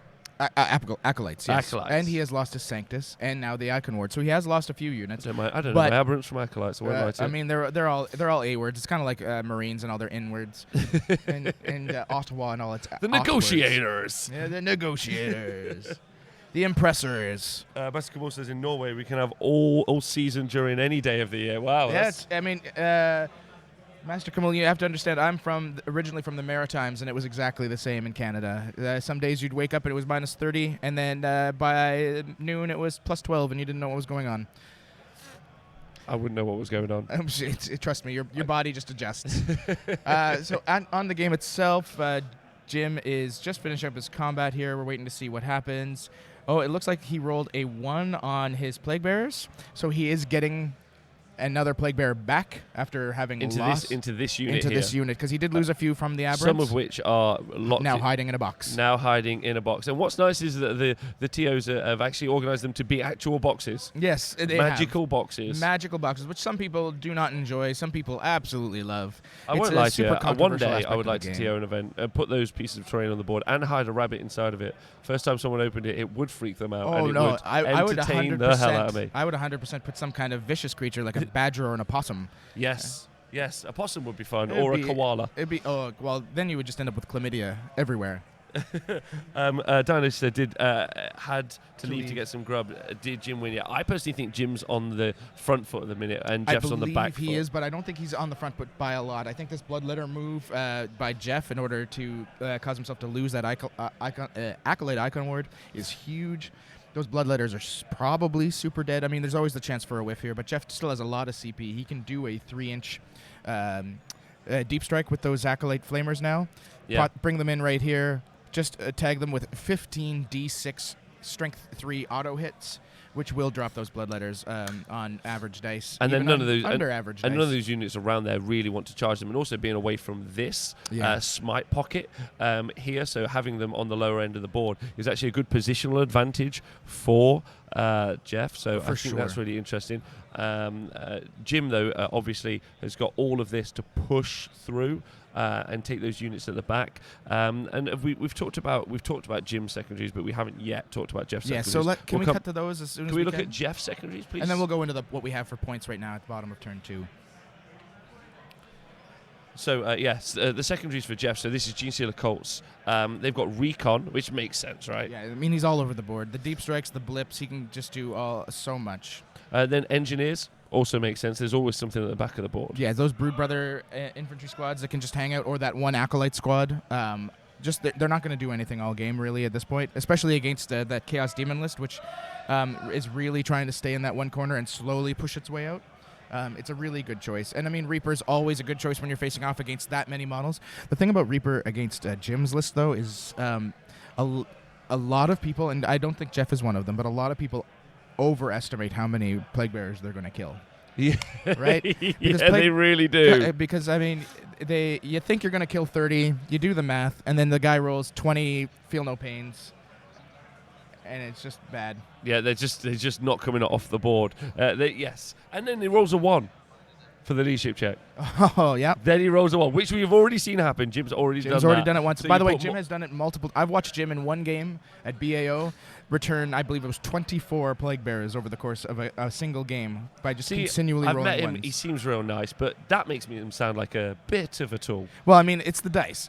To be fair, if you're going to talk about what seems really nice, Jeff here just completely forgot his movement phase, started deep striking units, and Jim stopped him. He said, "Nobody, don't do this to me. I want to have a fair and fun game." Yeah. And he's actually let him going through his movement phase. Come on, number 1, Canadians, you guys are all fantastic. Number 2, what a fucking legend. Yeah, like, I don't think Jim has. I think Jim wants to win. I think that's who he is. So does he wants Jeff. to win, but he wants to win fair, right? Yeah. He doesn't want a gotcha moment. Oh my God, he's getting a cuddle from me. So he's really won good, a fan. really and good I on am a loudmouth, obnoxious fan. Really good on him. Yeah, Yeah, well done. as we Give him a round saw, of applause. that Acolyte Flamer squad started to go down. Jim was like, whoa. Maybe take a minute. Jeff looked at the board, said, "Oh, you know what? You're right. Sorry, guys." And now we're playing it through. Jeff, though, like, to be fair to him, is absolutely. John, can we scrub this? Jeff has been playing ultra fast to make sure he gets his turns done. He doesn't have overly long left on his clock. because he spent quite a long time trying to debate those aberrant deep strikes. Yes, but now he's committed to it. He's just doing it at speed. Yeah, which I think is excellent as well. It's really interesting talking about the death of that icon ward at the bottom of the board. Lonely Sandbar has said it's a real paradoxical game problem to have your super melee units not kill everything they touch in order to protect them to do more work for the Blood God. Yes. So I don't think that Bloodletter unit is going to apologize at any point. No, but I mean, Korn is probably just a little upset about it. Like, maybe the Korn is a little happier with that icon ward for sacrificing himself for the greater good of slaughter. God, it says a fucking legend. Interesting knowledge there. So yeah, mad props to Jim and Jeff. I absolute consummate professionals on the tabletop, which is really nice to see. Actually, I won't lie to you. Especially Falcon. from two guys that look like they're continually stoned. Yeah, they look like the extras from a folk band. Yes. Like the lead singer and the guitarist. I would say that they both are consummate consumers of Mumford & Sons music, if I had to put my money on it. Yeah. We'll find out later. Yeah, absolutely. Yeah. So we're now into Jeff's turn. And what do you think? Falcon, are you right? Are we going to see these hand flavors come in and do the work? That is my guess. Can we get a close-up on what he's doing right now, actually, at the top of the table? At the top of the table? Yes, right over here. My pleasure, sir. There we go. So as you can see, he's moving some of those units forward, the Brood Brothers specifically, as well as his characters, to get in the mix. Yeah, so he needs that character support because he needs these abominants to stop being dragged back. Because he needs their attacks, right? He needs to be able to kill as many of these Plague Bearers as he can. Jim gaining one at the end of that turn, not what he exactly wanted. So I don't know if he got Miasma Pestilence off, but if he did, they're probably still at a -2 to be hit in close combat. No one wants that. So he needs this extra support to come up. He needs to still keep them protected because there are still those, still has those pink horrors in the over here that they're just hanging out. They're just waiting for the right moment to hop over. Well, probably not hop over, but for him to make space and start shooting. So yeah, he really needs this backup. He needs to get rid of these plague bears as soon as possible.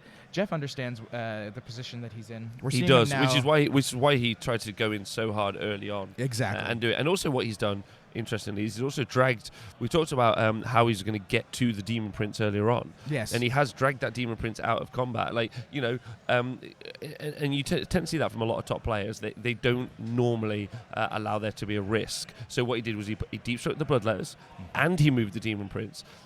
In case the Bloodletters for some reason didn't get the charge. Yep. The Demon Prince somehow didn't get the charge. He didn't allow one unit to do it. Exactly. It's all about mitigating. Yeah, he's like mitigating those odds. Because here's the thing, guys. I know a lot of people complain about bad dice, dice going icy. There's ways to mitigate that, and the way you mitigate that is overkill. Yes, absolutely. Right? Commit. Like, always you need to have achieve your a goal. plans, yeah. Right. You don't just do the math and say, well, this should have happened. I should do 6 wounds. That's all I need. You want to be able to do 12 because that's the day your ice are going to only roll 1s. So it does look like he did drop the hand flamers, kind of like what we expected right in this line right here. You called it. I'm very impressed. You called it. That's exactly what is happening. So those are probably a bunch of dead bloodletters. We're in the psychic phase right now. So this is the hand flamer acolytes. Got it. Acolyte, you got it. Got it, baby. And these bloodletters are gonna die. What's interesting is this plague bearer block or the Demon Prince, if they want to come in. I don't know if it was. I suppose he wants to get all of those flamer shots in. That's what he's trying to do. Yeah. What's interesting is they're quite close to what I consider to be the next level of threat that Jim owns, which is up here. Do you think maybe that was not as good a position as he could have achieved, or that was fine? It is hard to say. Just to get onto the psychic phase, Might from Beyond failed yet again. The first round it was blocked. This time he just failed to cast it. So that's big. The aberrants are not going to be as hard hitting as he needs them to be against those plague bearers.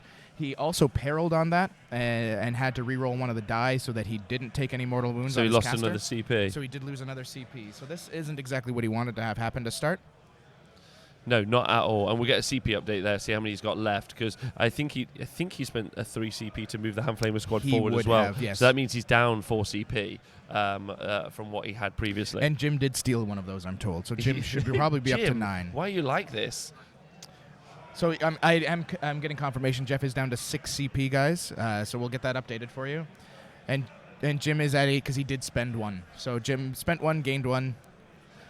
So we're at an even keel there. No, Jim is at 6.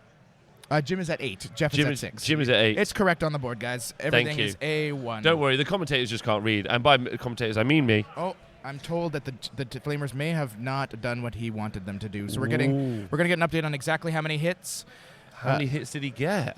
Was it because what? So what is it? Table boss, 10d6 how should many be hits 35. did he get? We should get 35 hits. That's what we're aiming for. That's our average. That's kind of what he's hoping for. Jim's a little excited. I guess by Jeff's standards, sad is 39 hits. I mean, that's above average. Is it 10d6 or 12d6? I believe he had 10 in range. So that's exact. Sorry, he had 15 in range. Oh, okay, so yeah, that's way below average. Okay, right, good. So all right. He got 39. He's now rolling his wounds. Jim's a little excited because there's the potential that he might live. Jim thinks the math is in favor that he might have 1 or 2 bloodletters remaining, which will be a big for him because it's a kill that he can deny. So 22 wounds went through. Statistically, with a 5-up invuln, they're not all dead. A few lived. A few lived. 3 or 4 or 5. We're going to see if that actually happened. I don't think it's going to be enough that Jim's going to end up keeping them. I don't think, unless he's rolled particularly well. But I don't think that's what. I don't think he's going to want to keep them on the board as well. Like. So it looks like he lost 16 bloodletters. He has 4 left. Yeah, I don't think he's going to keep them. He may spend the CP just to keep them. I mean, he denies the point for kill, right? Which is important. That maybe we'll have to see. Again, resource management. Instead of spending CP to just to murder something or do something extra fancy, it's like, actually, am I going to spend 2 of those CP to deny someone a point? Very big. Very big. So one thing I do have to note is that it took 3 men to figure out that 4 were left after I did it in about 3 seconds. Max, Jim, and Jeff were all standing there. Max kept yelling 6. Jim was like, I think I've got 11 left because he, luckily for him, he is a chef. Maths is hard. Yeah, and Jeff didn't know. Jeff was counting toes. It got a little weird. So we're just gonna wait and see. Jim's pulling models before we move forward. We Yeah, do so have somebody that wants to talk to you guys. What do you think, Rob? Yeah, no, I think absolutely. I think you guys, you can see the board as is right now. You can see that Jeff's shooting turn is over. I don't think we're going to see any charging. Realistically, they're the hand flamer squad you can see. I think you're going to see some ongoing combats at the top, so we'll find out what the results of those when we come back. And instead of just watching people roll dice, I'm sure someone's going to say to me soon that they want to see a dice tray. I tell you to get into a bin. Let's cut to Val. We are going to talk to Val Heffelfinger and hear the hot goss from the rest of the Capital City Bloodbath tournament. And I'm here.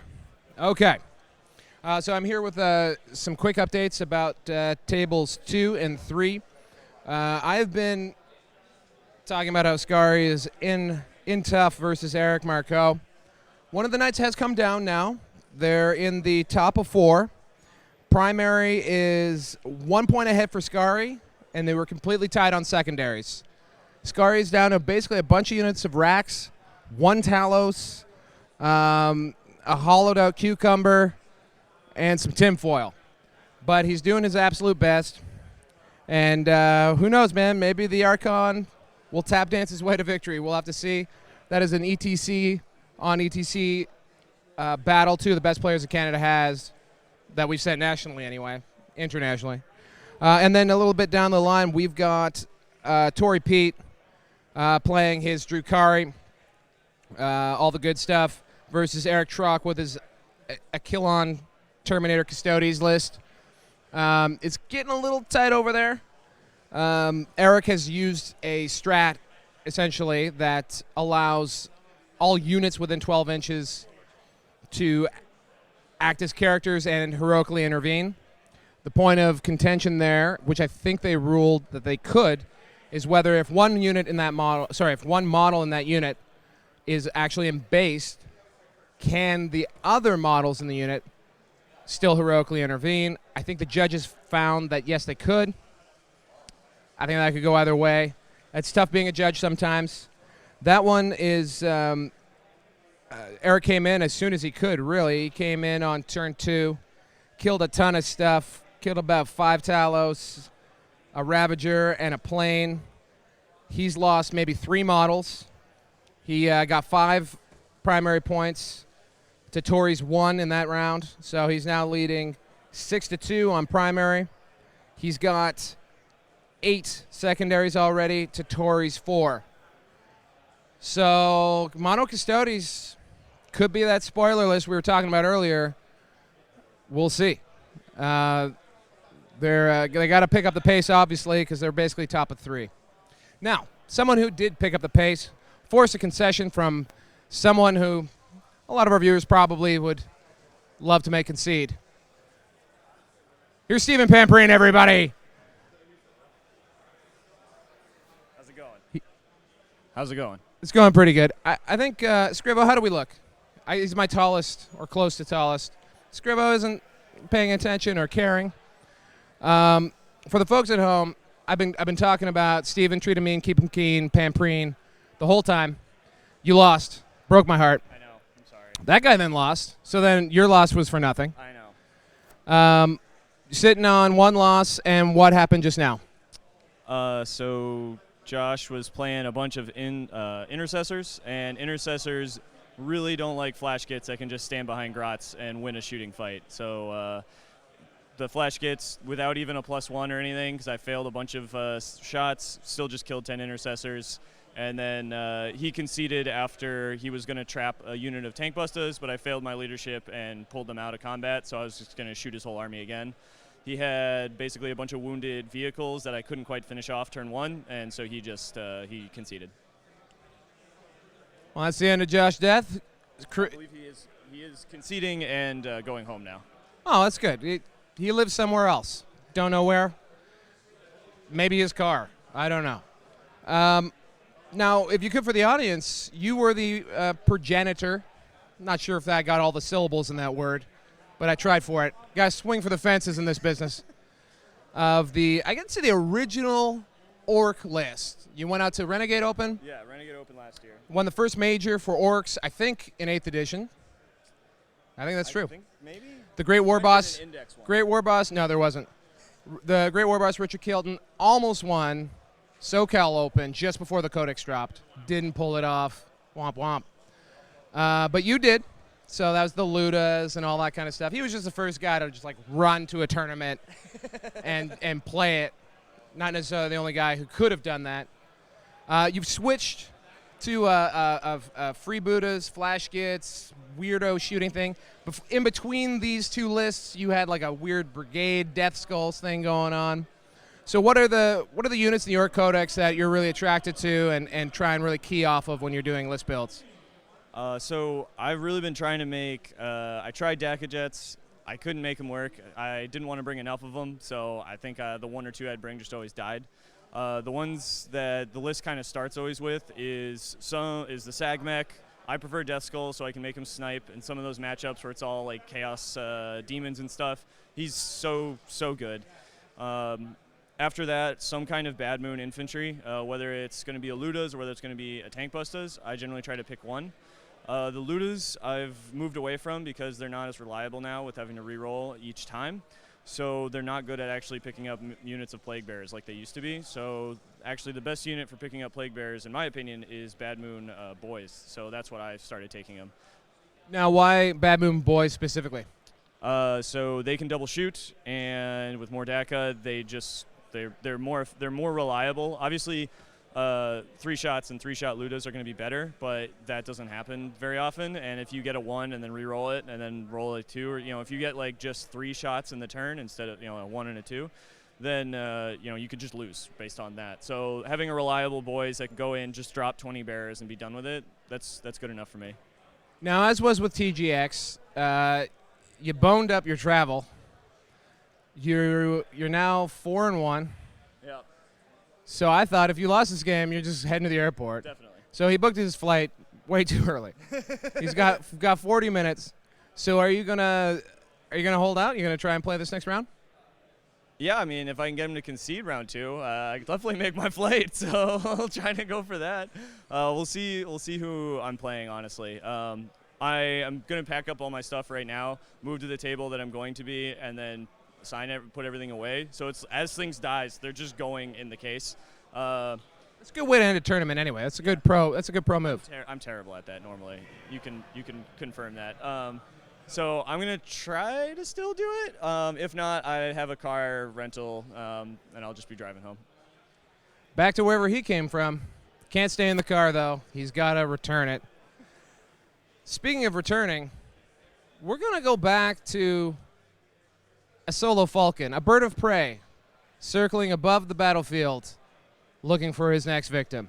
Over to you, Falcon.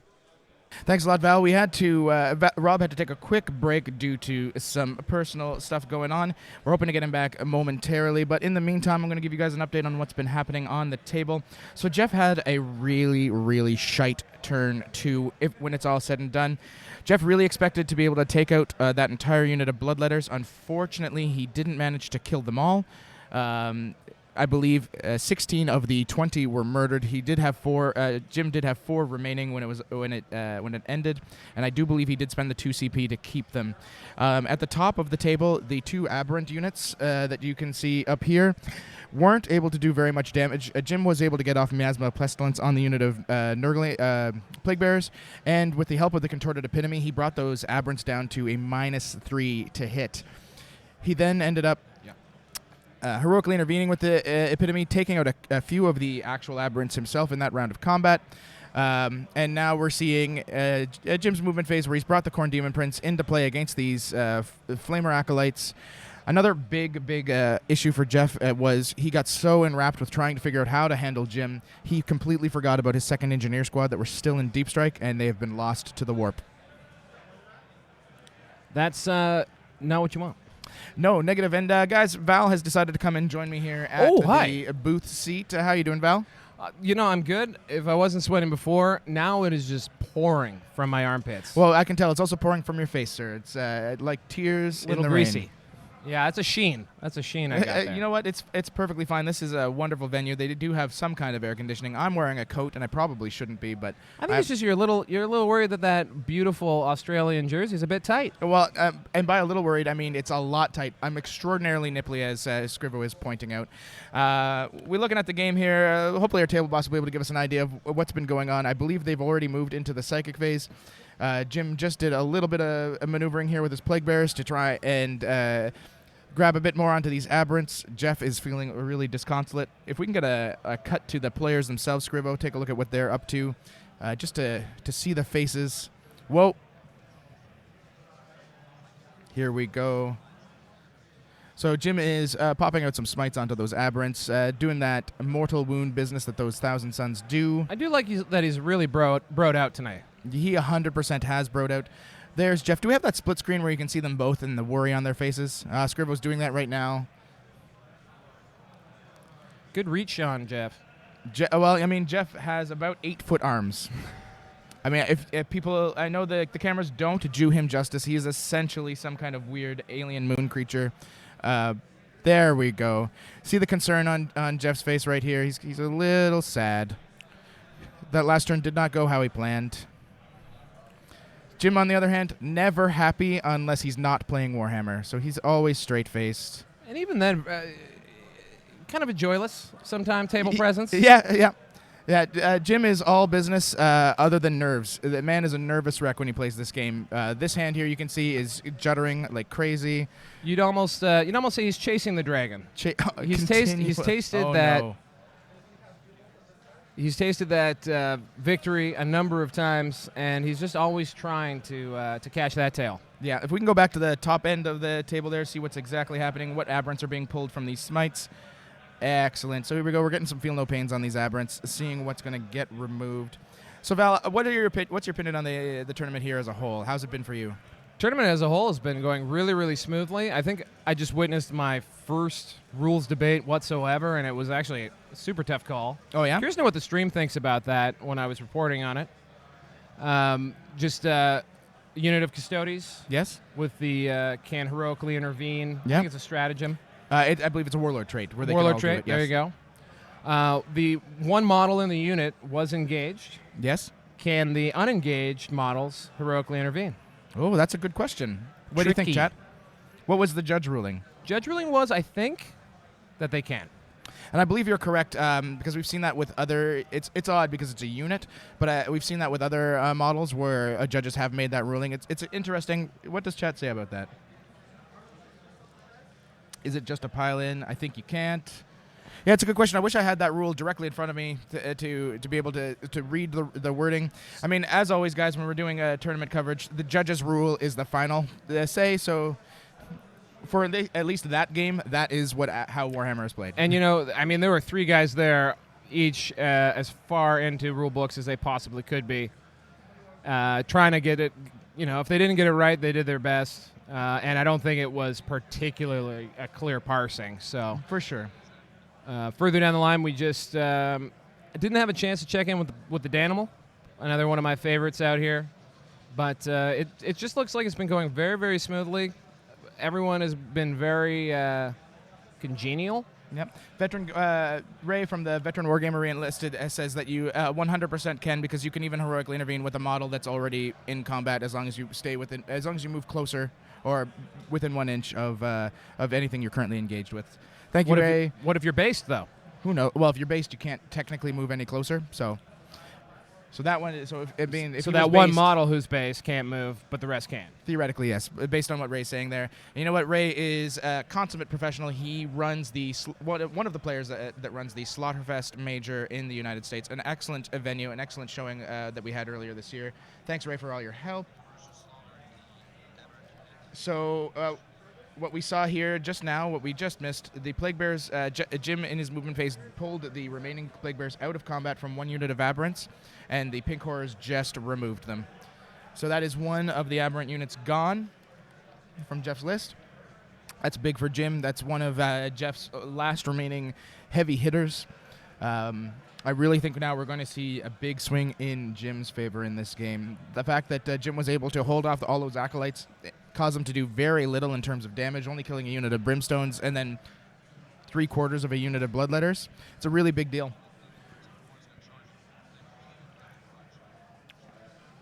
Jim has decided that he will be charging his Khorne Demon Prince into the Hand Flamers and just try to soak all of that Overwatch. Right here. So you're going to see 1, 2, 3, 4, 5, 6, probably a good 10 D6 Flamers hitting that Demon Prince. Depending on this roll, this could be really big for Jeff. It could be a nice little swing. And I've never been happier to see Rob Symes in my life. Oh, come on, Val. I'm gonna kick it over to him. Have a good day, bud. Cheers. Thank you so much, Val, for covering me. You're an angel. So, and thank you, Pete, also. Jeff was able to put 8 wounds on the Demon Prince in Overwatch, and from the Hand Flamers, Jim, of course, saved them all. From the Hand Flamers. From the Hand Flamers. But they all got saved. All 5-ups were made. I was kind of hoping that they would do their job. I'm not going to lie to you. It would have been really good for Jeff because Jeff's really struggled the last 2 turns. Like I said while you were away there, Rob, Jeff had a pretty horrible turn 2. If you guys turn 2. If you just tuned in, sorry, it would be 3-ups. But if you just tuned in, this game has been one of positioning to start. Early game, we had a crazy scenario with Jeff where he deep struck an aberrant unit right up here, spent 3 CP to move them D6 inches. He rolled a 2. He re-rolled it into a 1.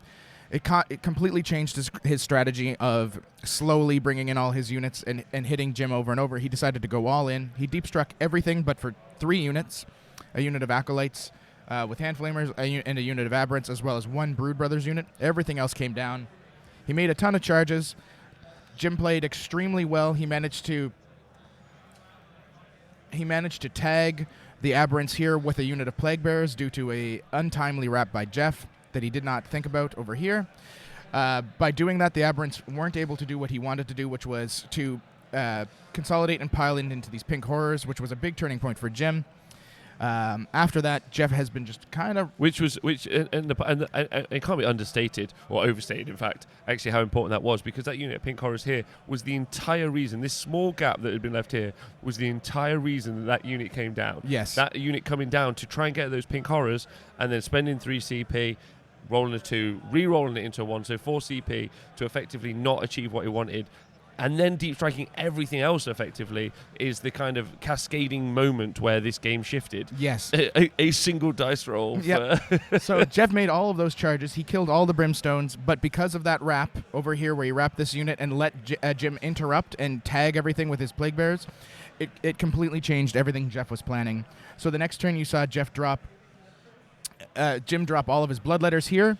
They came in, charged, wiped out the unit of Acolytes with rock saws that had only been able to kill the Brimstones and do nothing more. In response, Jeff deep struck this unit of Hand Flamers, spending 3 CP to drop within 3 inches of them. He Hand Flamered the Bloodletters. Killed 16 of them. Killed only 16. He rolled very poorly on the amount of hits. And so after that, Jim has now kind of started to take control. He put a -3 to hit debuff on his own Plague Bearer unit that were in combat with the Aberrants, so they were only able to kill, I believe, 2 Plague Bearers last turn. That's incredible. It kind of put Jeff a little bit on tilt, I'm going to say. Jeff completely forgot about his unit of Engineers that he had left in Deep Strike. I actually heard about that during my break. So he ended up losing them to the Warp. Khorne Demon Prince has now charged these Acolyte Flamers, and we're basically up to date. So the Khorne Demon Prince has killed about half of the unit. He's still locked in combat with the rest. Up here, you're seeing Jim now trying to finish off this remaining unit of Aberrants with his Plague Bearers and the characters. He does have a Demon Prince and the Contorted Epitome up there dealing with them. I believe he's taken them down to 3 models. What's really important, what's really interesting is the Contorted Epitome was definitely talked up to me by you, but has had nothing very much to do in this game as we've seen. It really has come down to this Plague Bearer block. Now, you need to. We normally talk about the big hitters when we talk about stuff in game, especially stuff that impacts stuff, bully units, right? So that Demon Prince going in, the Bloodletter block going in and doing the work. Similarly, the Hand Flamer squads and the Aberrants or the Rock Saw squads. However, the actual key unit in this game has been that Plague Bearer block. Yes, and really, if you've ever watched Jim Vessel or any of these kind of Jim Vessel-esque games, the Plague Bearers are almost always the center point. He has all this damage dealing in the back, but he needs those Plague Bearers to stay alive because they're his board control. They're what's protecting all that beautiful, beautiful, gooey damage. demon princes. Yeah, exactly. And sometimes we don't talk about it a lot. You just say they're good, but actually they're more than that. They've handled some outrageous output really from those aberrants For sure. and they're still there and having a great time. They're too. just loving it. They're just absolutely loving it. Thanks, Ty Winning, for the great compliment. I enjoy being told that I actually know what I'm talking Isn't about. he good? And you are 100% correct that I don't know actually how to play this game myself. I've said it multiple times. There is no lie. I got to say a special thank you to both Falcon and Mr. Val Heffelfinger, as always. Thank you so much. You guys have been wonderful and really helped put the knowledge into the machinery of thank you, the Rob. stream. I mean, this is all your equipment. This is all you're doing. I'm just here blabbing my mouth off. But doing well. Well, thank you. So well. Fake it till you make it, as they say. So if anyone would like to replace me now, I can get on with the thing that I want to do, which is just spinning some cameras around in a hilarious fashion. Well, there you go. See, guys, send in your resumes to the Honest Wargamer at .com. .com. That's it. Just do that. Straight to the website. Straight to the website and see what happens. So we currently in Jim's turn. So Jim, as we said, is going to be we're not in the combat phase yet. No, we haven't moved to Jim's combat phase. He's now just repositioning some of his play. Oh, I believe he's already done his repositioning. We're just getting an update from our table boss here on exactly what's going on for Jim's side. Where he's at. I haven't heard anything from him. Do a barrel roll. We'll be doing no barrel rolls on the stream. It does look like the Hand Flamer squad at the bottom is having its models taken off it. So that Demon Prince has gone in and done some work, but they're not all dead. Or they may all be dead soon. I believe he just finished off all of them right there. there. Okay, yeah, that's right. The Demon Prince killed them all. That's such a shame. Like, it's so interesting the way that this G-Syndicate army works. It's literally like, land, I'm doing my thing, I'm dead. Yeah, so it does, Land, sound like Jim spent command points to fight twice with the Demon Prince to finish them off. Okay, that's important, and it means that he's got very little CP left. It does, yes. He'll still be down to, I believe, 5. I mean, at this stage of the game, that's actually quite a lot. Yeah, no, he's definitely handled himself very well. Yeah. Has Tom been replaced by kind Canadians? Yeah, I think that sounds a lot nicer. Okay, so we just got an update. He is down to 2. He has spent 6 this turn. He spent 3 to fight twice with the Demon Prince. I'm not sure where the other 3 were spent, but he spent them to cast additional spells. Okay. So there we go. So he's got very little resource left, but I do think But I think at this point it's not really necessary. No. The major threats have now been taken care of for Jeff. Like we said already, this Acolyte Squad's gone. This Acolyte Squad is gone. One of the Aberrant Squads is done. I believe the other one is down now to 2 models. Jeff is kind of running a little low on what he's able to fight back with. Yeah, he really and we talked about it, right? So like go back to turn 2, Falcon. Yeah. Yes, would you still make the same? Would you back. make the same call again, or do you think that Jeff should make that same call he did again? Do you think that was the right play? Because that's important. I'm not a Gene Steeler player, Rob, but I can tell you what that we do is just make various opinions that we state on the internet. I really do think that he probably overcommitted there after that one mistake. I know we talked a little bit about how oftentimes you need to overcommit because when the dice go bad, the dice go bad.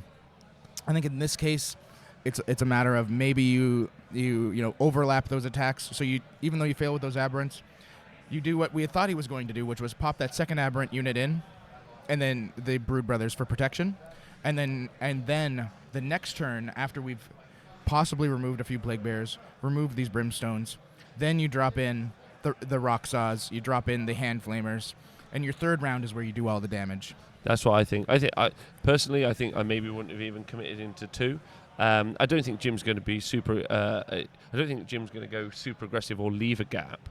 But the thing that you tend to find is a deployment. If it's done well, they make no errors. But then the next movement phase, they give themselves another opportunity to make a mistake, and there's another opportunity to make a mistake. Now, I'm not saying that Jim will do that, and based on his track record, not someone who's likely to, unless it's forget his bloodletter bombs. Yes, and if we want to extend the story here about forgetting bloodletter bombs, when Jim deep struck his bloodletters, and after all the attacks were done, and he removed his 16 models, he realized he only had 15 bloodletters with him. But he's had, by the way, 20 for this entire tournament up until this point. So somewhere between last game and this game, Jim just not only forgot to deep strike his 20 bloodletters, he just forgot that he had 5 of them.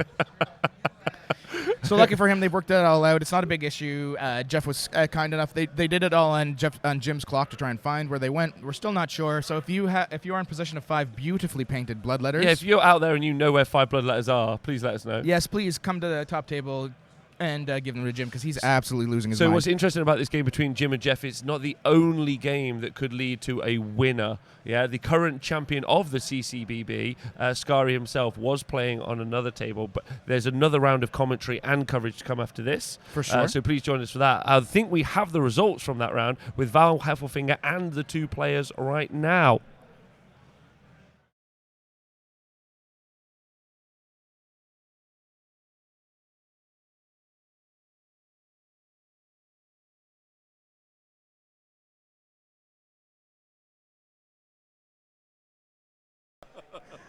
Not really. Well, you were there. Well, I did go. Almost. I kind of got there. You get the patch for Croatia. Oh, geez. No, I gave all that stuff away. Seriously, I did. So, guys, you just wrapped up. You're the actual top table. Maybe the audiences know this. Eric was on earlier. Scary was on early. Not going to tell you what his real name is. Check BCP. How did it go, fellas? Fantastic. Killed lots of knights. Well, it was a tight game. Like Ridvan gave me a great challenge. It was a tough game, and But I did lose. yeah, well, first turn was really really important. So, and I got it. So, 3 Crusaders are no joke, but it could have gone either way. In the first 3 turns, it was back and forth, and then it finally kind of tipped into Eric's favor, and then he was able to sort of like win that war of attrition towards the end of the game. So, you guys know each other very well. Good buddies. Kept each other warm at night in desperate times on the road. no.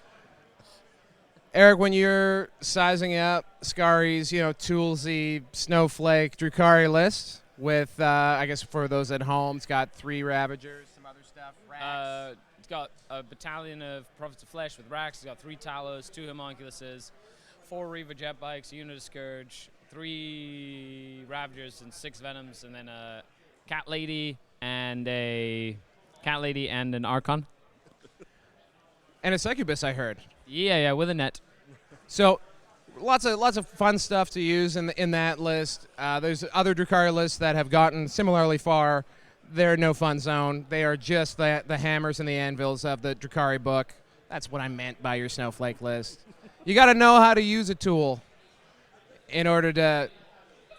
There's a saying there somewhere. Eric, on the other hand, only brought hammers.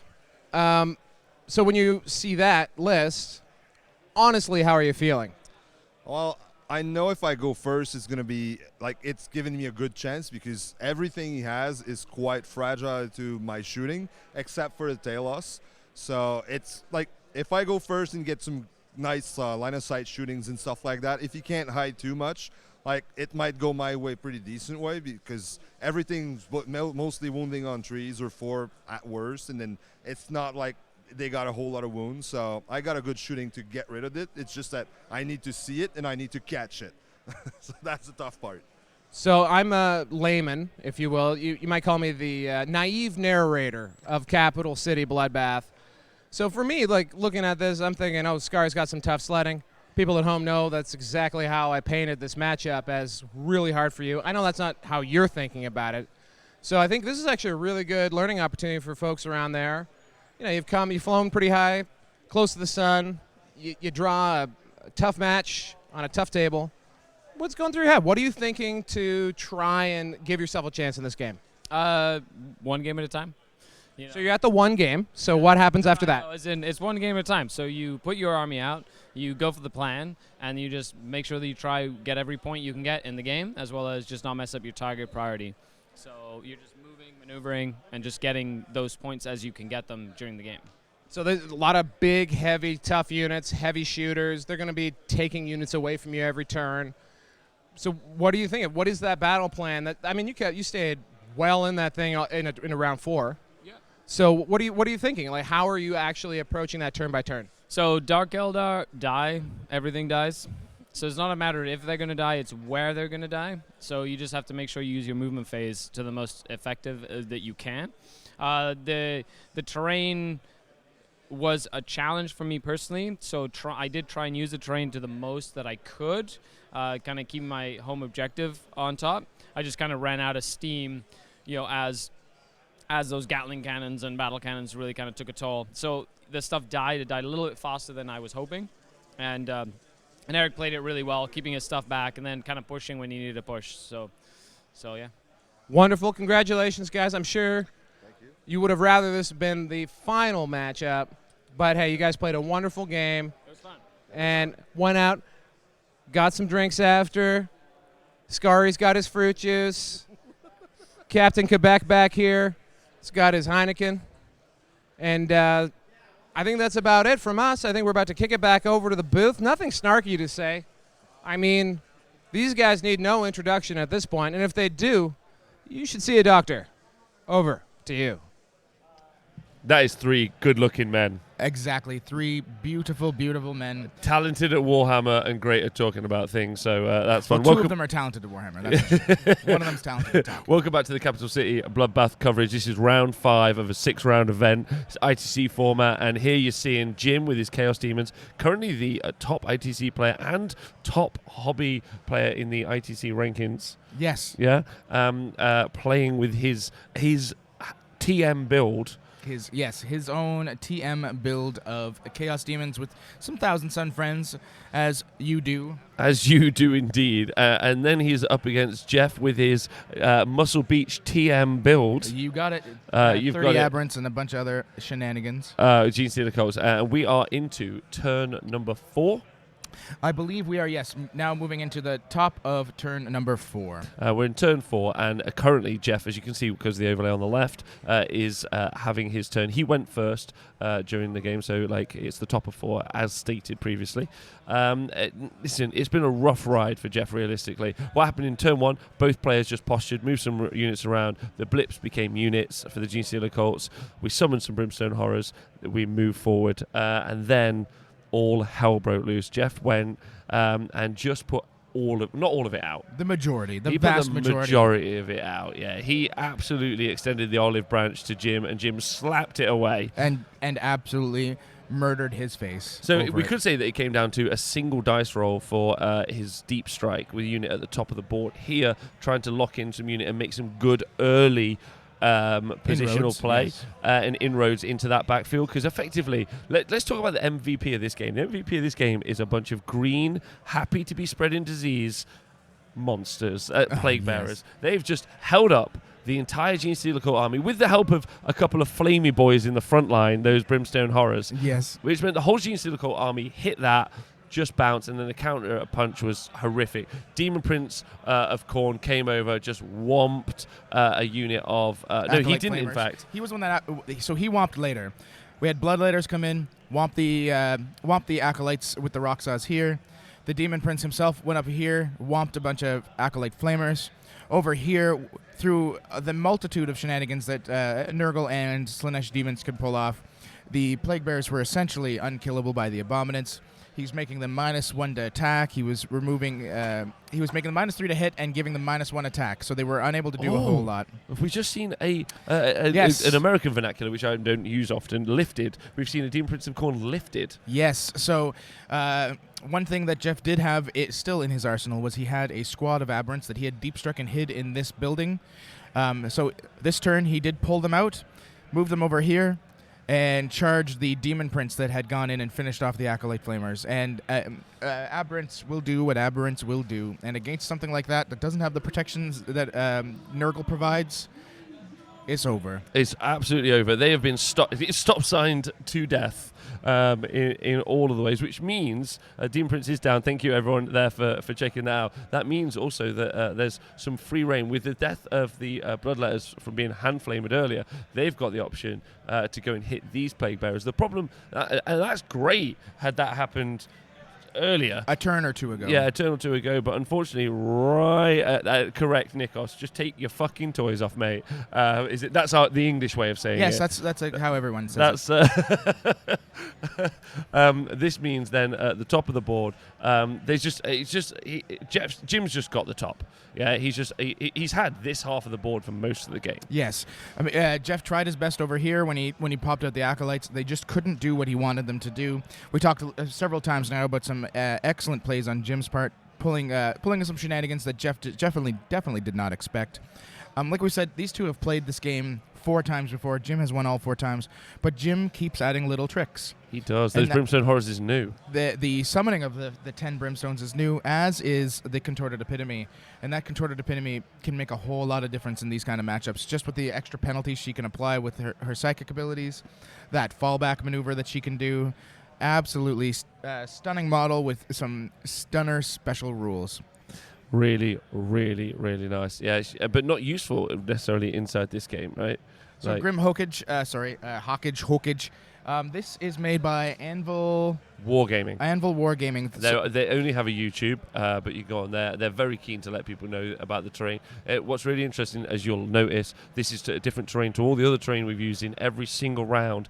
It's been provided by the TOs. TOs have been super helpful.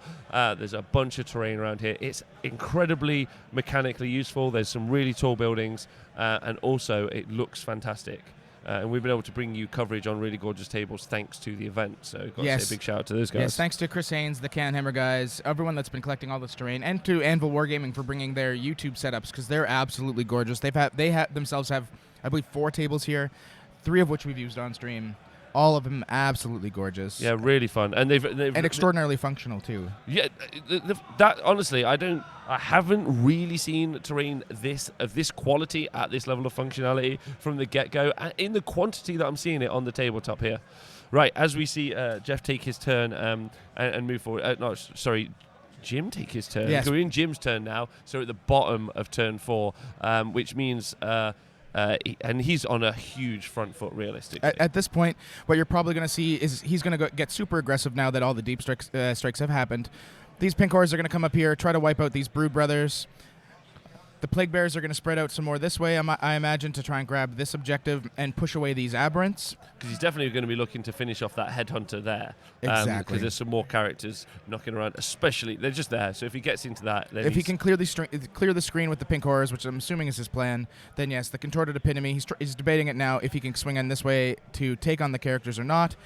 It's pretty keen, pretty intense maneuvering here. I do believe that Val is looking for people to talk to. He did disappear. He was up at the microphone. He was. For a We second. thought we kind of actually led off our conversation thinking we were about to set up he's coming back. Interview. He's deep in his DMs. Oh, there we go. It does look like if you would like to, that's right. The star needs his space. There we go. What a wanker! I love so this one of man. the nicest men in all the world, Mr. Val Heffelfinger, is going to tell you some interesting things about what else is happening at the capital city bloodbath. Take it away, Val. Okay, so as you guys are resolving Table 2, actually, in the tournament, we already know what happened at Table 1. Eric Marcoux probably sitting top battle points 2, I'd bet. We have on the third table, we still have Eric Truck, a.k.a. Eric Scrivens, versus Tory Pete. Eric Truck, of course, playing Mono Custodes versus Tory Pete's, all the good stuff from Drukhari. They are currently in round 4. Tory struggling on primary. He's got 5 points there.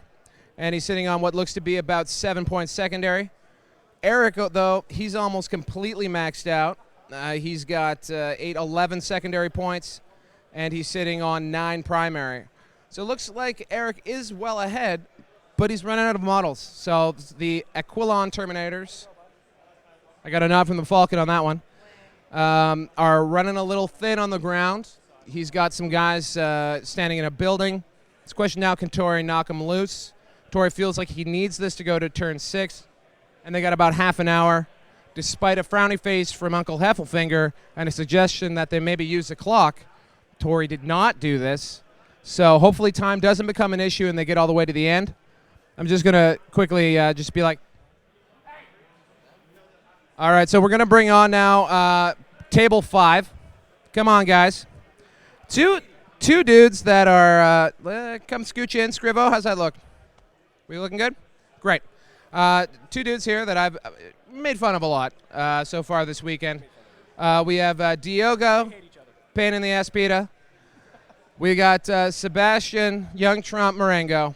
That's not even good. Seb was the one playing he's really resisted it, but he finally brought the 3 croissants with his Necrons. He said that they sucked, they were bad.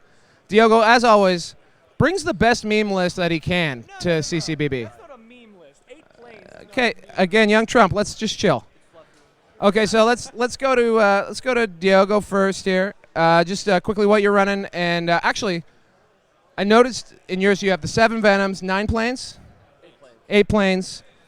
So talk about the Venom choice, because that's not necessarily what you see paired there a lot. So at an event we went to a while back, a GT that we went to, I took 2 Wave Serpents and a few Guardians, and I realized that's not enough to grab objectives.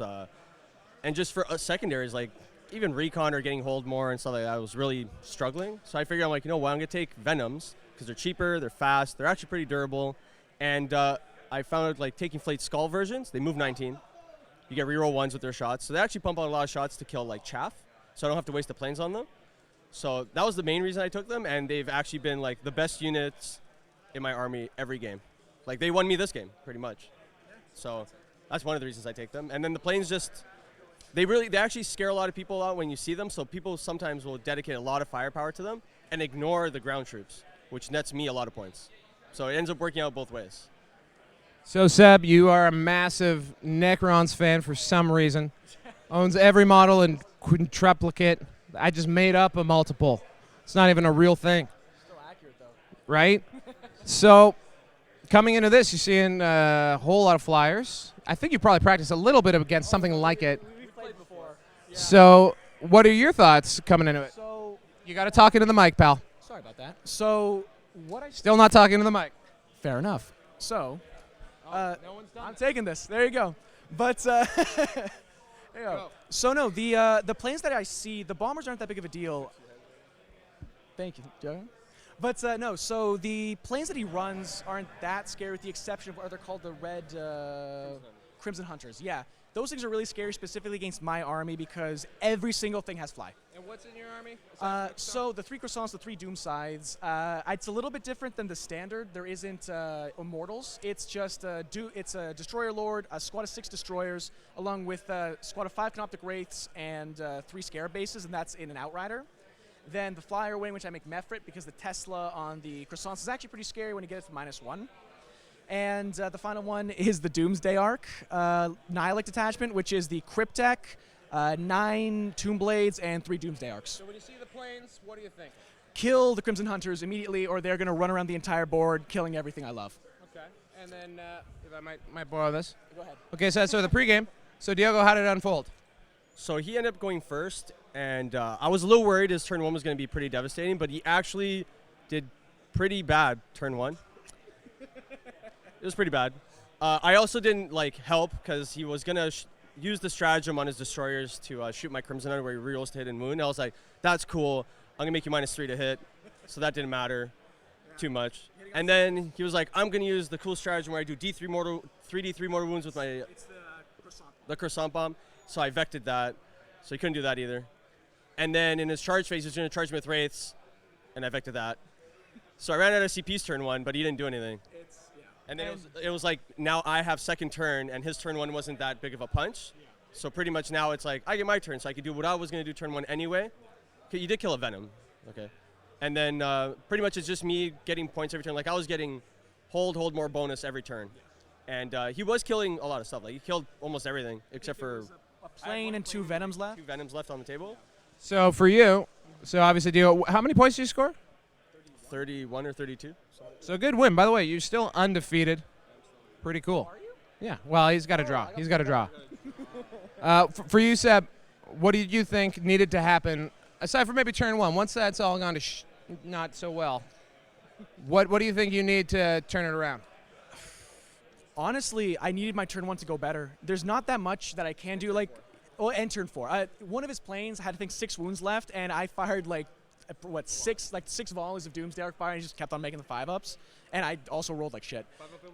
Yeah, also that. But in general, though, if I hadn't gone first, I would have just conceded by the end of turn 1. That's what's so scary about this list. He had to burn through all of his CP to stop me from really doing much on my first turn. But that's still me getting to shoot. That's still me being able to put some damage out. If he has the option to go first, then on my first round of fire, Vect everything, that's crazy. That's like, that neuters any chance I have of killing the things that are going to... Yeah, honestly, right? But, So what he's saying is, if you're playing with the Necrons and you're playing against the planes, so many planes, you've never seen this many planes, you're going to want to go first. He should know his uncle went first. Also, congratulations, guys. Diogo is an assassin when it comes to podiuming at CCBB. I catch a lot of bouquets, but I don't get married. No, and why would he? Because you want to stay a free agent when you got that kind of heat, you know? That's true. That's true. Well, I'm going to leave that alone, and we're probably going to go to a really exasperated-looking booth right now, giving me kind of some unusual looks, but that's all right. I mean, you guys have been dealing with them all weekend. Over to you two.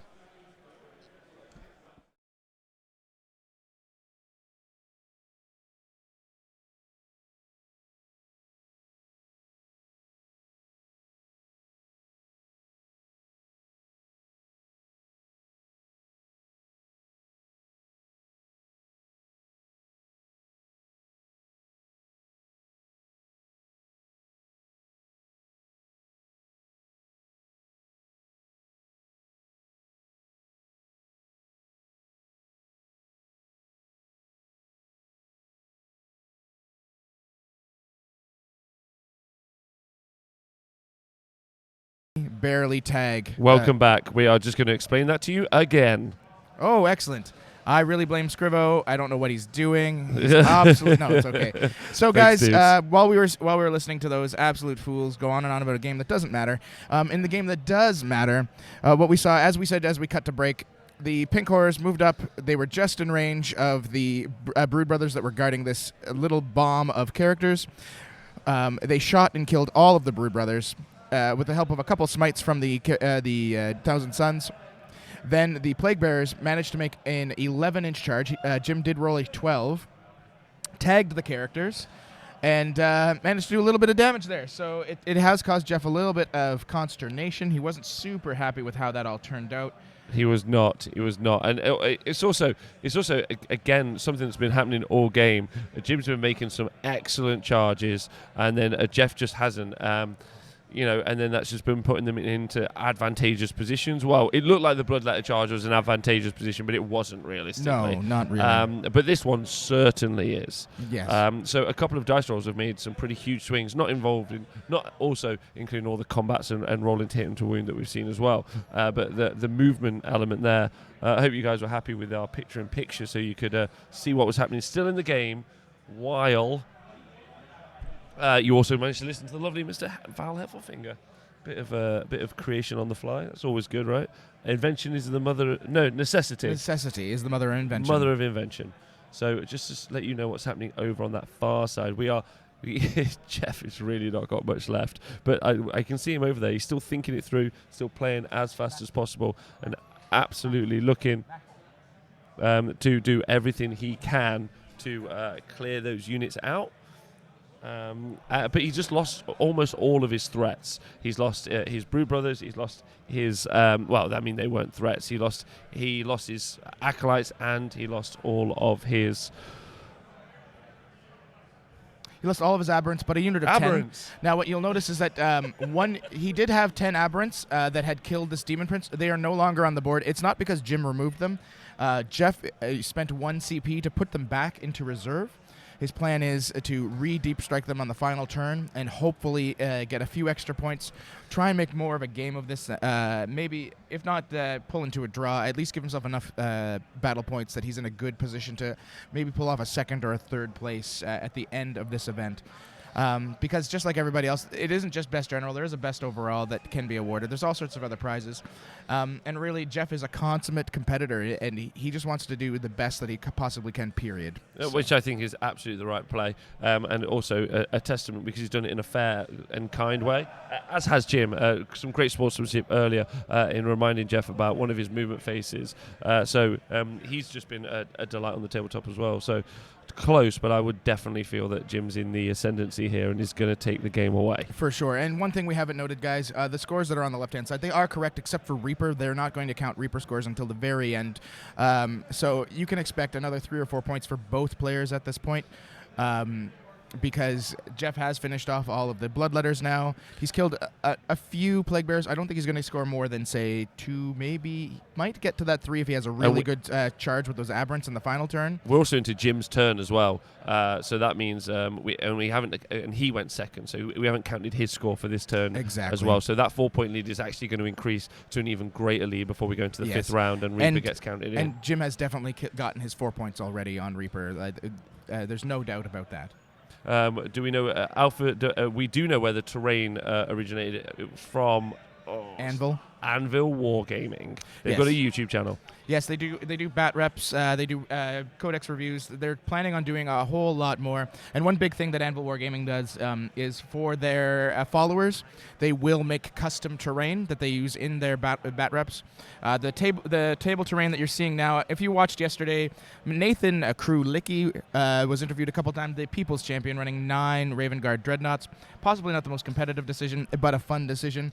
He also runs a large Talarn army. So for his credit, and because they love him so much, Anvil Wargaming created this Talarn-themed table just for him. So there we go. We've had the scores updated there. So 17-16. There's actually only a point in it. There isn't a 4-point lead, which I thought was occurring. So it's very, very close. Reaper still to count. Headhunter. Headhunter's happening, right? Yes, for sure. That's going to happen. So there's another 2 points in the bag there for Jim as we go forward. And Jim will definitely score his final engineer point this turn because there's nothing keeping his Nurglings from just hanging out on that back objective. So he's just going to max, which is on those. And as you can see, that he's killed more almost every round, which has been obviously those big bully units just going out, but not holding as much of the board until later. And I think now he's just going to dominate in those turns. For sure. To be honest, unless something insane happens in round 6 when those aberrants come back down, this game is essentially 100% Jim's, I would say. 95-5. I don't think it's anything other than that. Yeah, I don't believe Jeff has any chance to come back. But that being said, like I said, they're going to play this out because Jeff likes his points. It can change how he ends the rest of the game. It is unfortunate. It was excellent play by Jim in that round 2 that kind of sealed, I wouldn't say sealed the deal, but really put Jeff on his back foot. Jeff has continually said since it happened that he wished he had not played these acolytes the way that he had. The Flamers? The rock saws. Wow, okay. He believes that was where he completely overcommitted, and I mean, you and I have said it a couple times that we agreed. There was no reason really why those rock saws needed to come in to deal with 10 brimstones when they were probably going to get countercharged right after. But that's how Jim set it up, right? Like, realistically, like if someone gives you something to charge, that, I mean, more often than not, they want you to charge it. Yes, for sure. And I know, obviously, you need to start doing some damage somewhere to get into the juicy back lines, but I do feel like if he'd have held off a turn, maybe even have just tried to take, because he even had those Brood Brothers that to drop like he did at the screen at the back on the Primarchs that we saw for sure here. Drop them down. They can do some okay shooting. Like, it's not great, but you're shooting Brimstone Horrors. You're shooting into fire. Yep, exactly. Don't need to do much. And he did have that unit of 10 that he completely forgot about that just died, that were engineers that he could have placed here instead. They're going to kill 10 Brimstones, and then, you don't lose them to the warp. So at least they accomplished something. He has that second engineer unit that have been hiding in this box all game, getting him his engineer points right there. And, I mean, Jim has no interest in killing them. He doesn't care. No, right? You're right. Yeah, you're right, absolutely. So I think like if we go back and we look at that, it'd be super interesting to hear how Jeff feels about it. Yeah. And also Jim, I understand that both of them have had a very long match, so I'm not 100% certain if we get to interview them. I would like to. Oh, for sure. I would like to. Hopefully, at least Jim or Jeff or both will give us a few minutes of their time. But it does mean we're going to have to hold on until the bitter end at this stage. Exactly. So you guys are going to have to ask us some questions because there's no point in there are no big plays that are going to happen here that are going to change the course of the game. It's just smart, sensible consolidation. And when you do get to a game that is concluded effectively, Yes. you have to just go, all right, it's time to freestyle. Yep. Really, Yeah. at this point, and like I said, there's still 10 aberrants that are going to drop down again. It's very unlikely that Jim's going to let them do anything important. Like you can see now, he's still screening out very well with those plague bearers. He's not going to let this become some kind of random shenanigan where he loses the game last minute. So something that I always learned when I was doing a lot of martial arts was practice makes permanent, not perfect, permanent. Yes. Every time you move things, move them well. Mhm. Every time you screen well. Now, there might not be any threats, but have a conversation with yourself. And yes, sometimes you got to play fast, but do that in the limitation of I'm going to do it well. And you can see why Jim clearly does quite well a lot of the time. Even something like this, where there are literally no threats here. Yep. He is still making sure he's doing it in a fashion that he thinks is appropriate. And look at how at all the modifications he's making. He knows he has a lot of time left on the clock. There's only one more round to play out. He's taking his time. He's being extremely efficient. When those aberrants come down, they're just going to bang into another unit of plague bearers, more than likely, and really not accomplish a lot.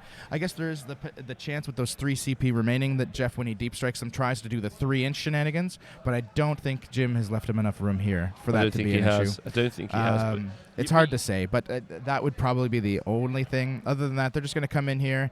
They'll get him a point for the objective.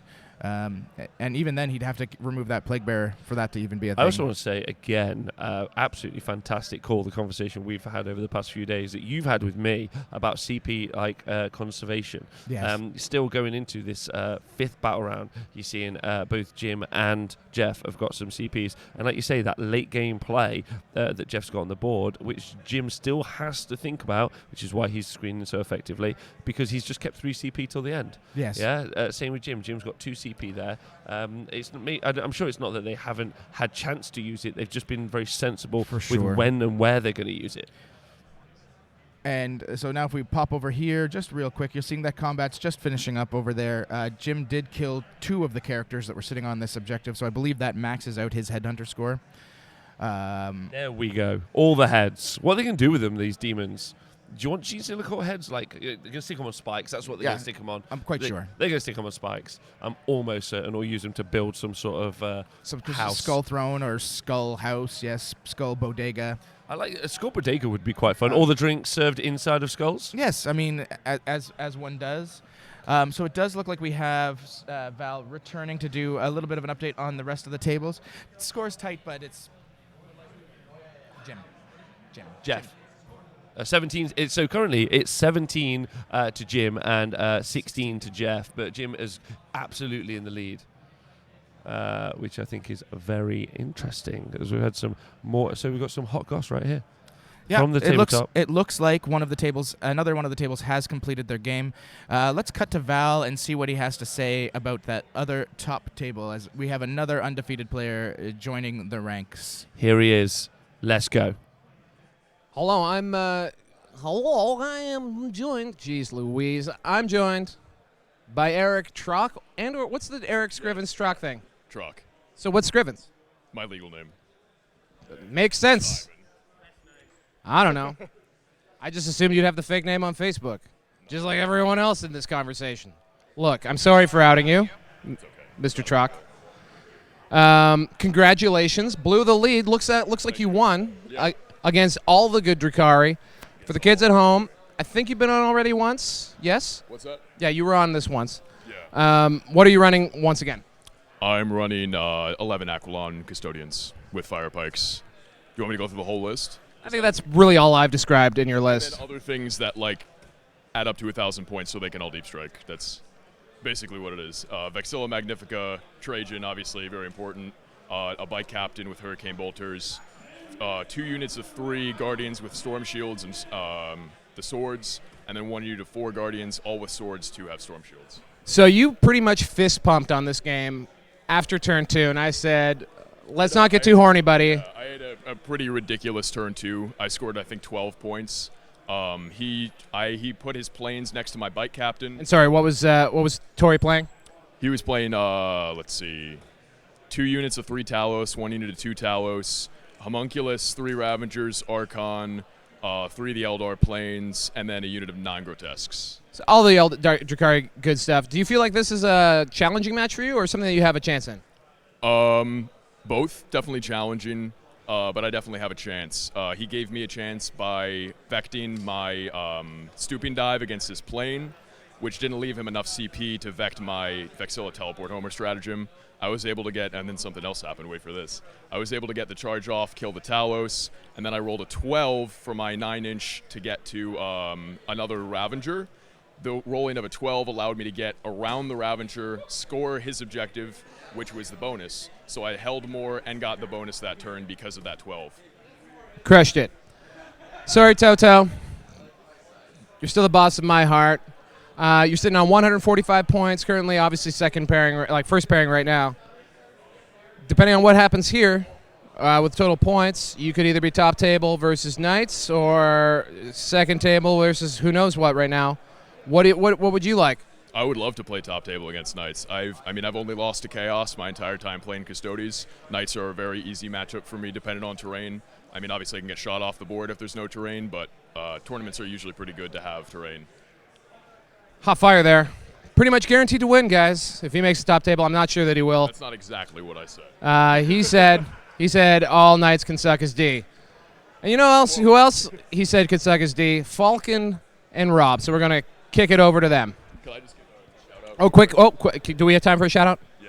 I just want to give a quick shout out to my last opponent, Tori. This is the second time we've played. He's an amazing opponent. We always argue because we're both very not aggressive, but like contentious guys. But we hugged it out at the end. Well, not at the end. We hugged it out in the middle.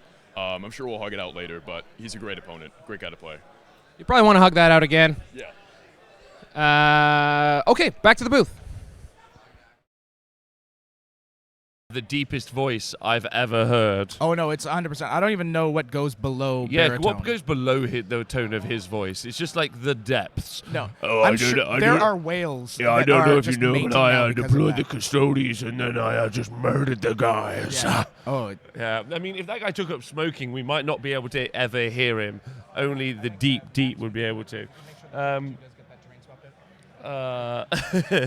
Revamagir, thanks. I also set that one up as well, if it helps you out, but I've taken time to improve. Oh, no. There's the back That's of someone. just a big friggin' Jeff head. What's happened? So, welcome back. We're still in the fight. I did zoom in, but Jeff had decided to move his head in the way. There's an aberrant went in here into these plague bearers. Headhunter was scored, definitely. The Primus was also... Primus has charged in. Aberrant has charged in here to this plague bearer block, still trying to kill them. He's been trying for 5 goddamn turns. Yes, but he won't stop. No, Can't stop, won't stop. At this point, it really is a victory point grab.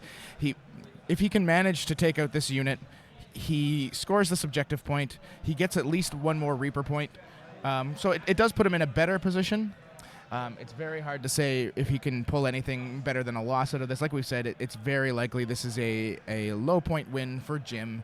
As we wait to kind of get an update on how that turn 5 ended in terms of points. If we can just get a top down from Scrivo for a moment, please. Scrivo, John, if we can just get a top down for a moment, just so you guys can see the board and just look at the absolute board dominance that Jim Vessel's got on this.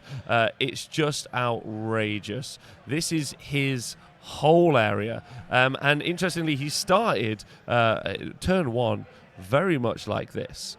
And then never has Jeff been able to egress past that point. No. And like we've said before, Jeff himself has constantly been saying since turn 2, the big error for the big turning point here was when he overcommitted everything on that turn 2 due to that failed stratagem pop over here with the Aberrants. After that, it's kind of been downhill. The other big play was on Jim when Jim interrupted with the Plague Bearers to tag those Aberrants so they couldn't get any deeper into his lines. As Dionysus mentioned and as Valheri mentioned, it was the big thing here was Jeff had the option to vect that, where as you would say for a Drakari player, but a plan 1,000 years in the making it. Unfortunately, which doesn't sound centuries nearly and as good. Generations of Brood Brothers born, bred, and died for this plan and this machination to be enacted. Yes, but Jeff looked at him when he said he was interrupting and didn't catch the play. Said, "Whatever, I don't care. What are your brimstone horrors going to do?" Then Jim coyly reminded him that he had now tri-pointed a plague bearer over here, which then allowed the Plague Bearers to do the interrupt. And all Jim wanted was extra movement, and he got it. He got those 3 inches. The Plague Bearers, which also had a +1 to their invuln save, which should have kind of been the tipping point where Jeff should have clued in something was about to happen. Yep. Now are tagging these aberrants. The aberrants can't do anything to them. And it really stalled out all of Jeff's plans. Yeah, yes, absolutely. It's just been, it was a tough time. But then in the turn after, what I really enjoyed was Jeff's little winky face that he managed to play back to Jim as at the bottom when the Bloodletter bomb landed, charged into the Rocksaw aberrants who, as stated, were in the wrong place. They were able to, they strung out and they got within the range of the Icon Ward, planning to just pile in and then lock themselves in so they'd be safe from the hand flamer drop later. However, Jeff smartly just did a cheeky little heroic intervention, got in, got himself murdered, and that left them available to get toasted. Yes, and then unfortunately the dice failed Jeff. He only managed to kill 16 of the 20 with 15 D6 hand flamer shots. 4 were able to remain. It was another hit to Jeff's morale. What we saw just happen here, the aberrants deep struck. They killed 17 Plague Bearers. What, they finally killed some? Yes. Finally. But then Jim rolled a 1 on his leadership phase and brought 3 of them back. So once again, Jim ruined someone's life with another 1 on leadership. He can't kill the full unit. Did he roll a 1 on the Plague Bearers yes, again? He got 3 of them back. Second time. Yeah. Stop doing it. Yeah, I know. Well, I mean, you can say that, but he does 12-inch charges and 1s on his leadership checks. It just doesn't seem okay. It's a yet another sad tale. We are moving into the kind of the very end of this game. Like you can see now, Jim has definitely taken a giant lead, 26-18. We still haven't gotten those Reaper points in. It's probably going to be at least a 30, if not a 32, 34 for Jim. With maybe a 20-22 for Jeff when this is all said and done. But we'll let it play out. Yeah, this isn't the actual actual embers of the game. This is the embers have burnt out. The ash is actually in there, and I'm shoveling it into a bag to throw out in the trash. That's where we currently are at. And yes, Lonely Sandbar, you are correct. You do get to roll 2 dice and pick the lowest with that sloppity bow piper. Sippity pop pop. Slippity sloppity bow piper. Pop pop pop. Don't forget to join us for the final round of the Capital City Bloodbath. After this, we'll probably be taking like a 20-minute to half-hour break while we wait to come around for the next round. I think it's that long. Is it not that short a break? I believe it's about a 20-minute break. We'll see for sure. We did just get Jeff's final kind of point tally. It does look like he will end the game with 19 points unless something crazy happens in his fighting back this turn, in which he might score 1 more. Unlikely, but a possibility. So we're looking at about 19 or 20 points for Jeff. Jim is just going to look to see if he can pad that lead. At this point, like we said, possibly a 30, maybe a 32 when it's all said and done. That's really about it. We're going to see if we can get an interview from the winner. Get Val Heffelfinger back into the room. Returns. Yeah. And we'll get him back to see what he's doing and get some interviews with him now. But yeah, that is a win for Jim there. And what's interesting is effectively it all came down to that turn 2 commitment.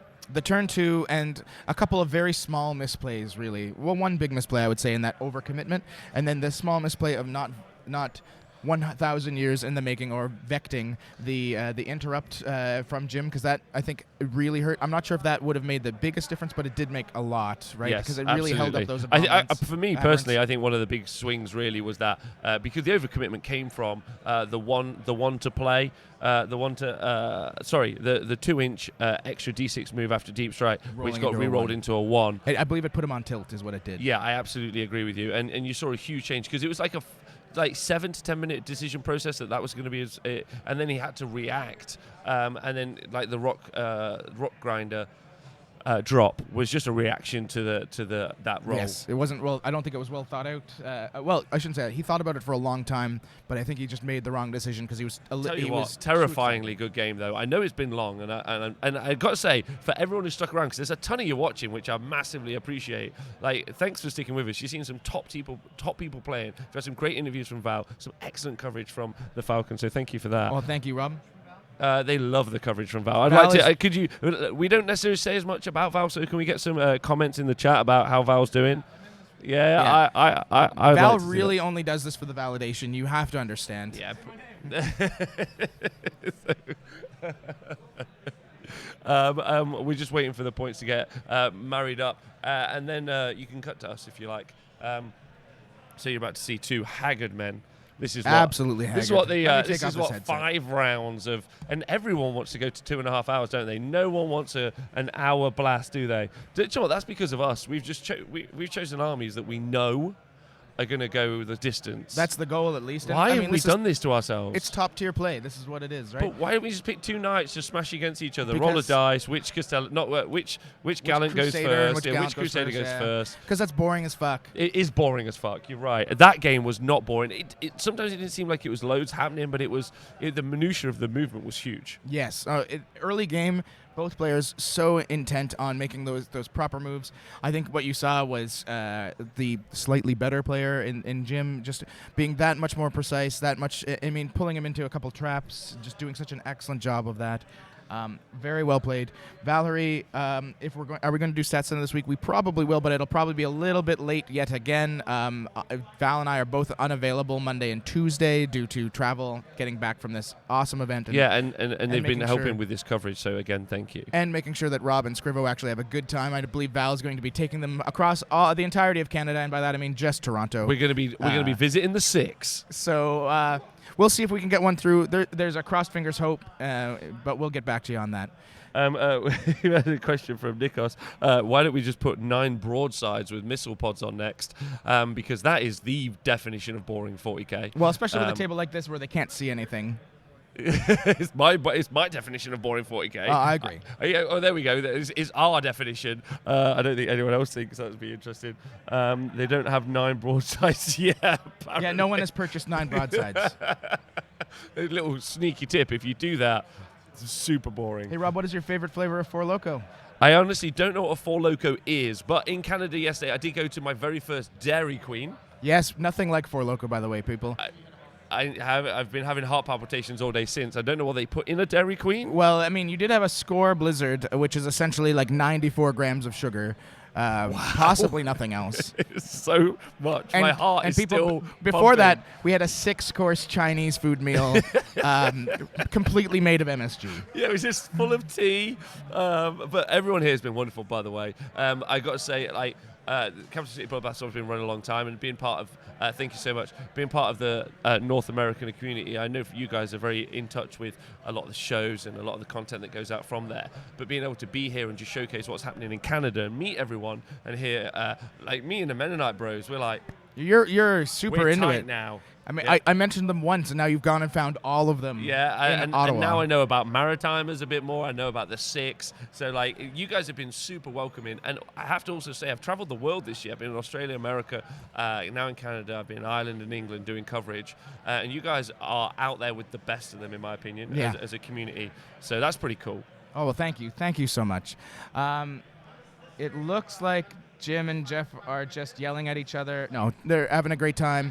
Jim and Jeff are kind of going over what should have happened. They actually don't want to stop playing. They, perfect. So the final score, thank you so much. And the unsung hero of this, Max Dubois. Yes, who was just yelling at me this entire time that I was wrong about everything I was saying. Just like, that is not what's happening. And he is right. And he was right. He's just let us know. But thank you to him and everything he's done this. He's done such a good job. Such a good job. So 30-20 final score. Jim has got 30. Jeff has got 20.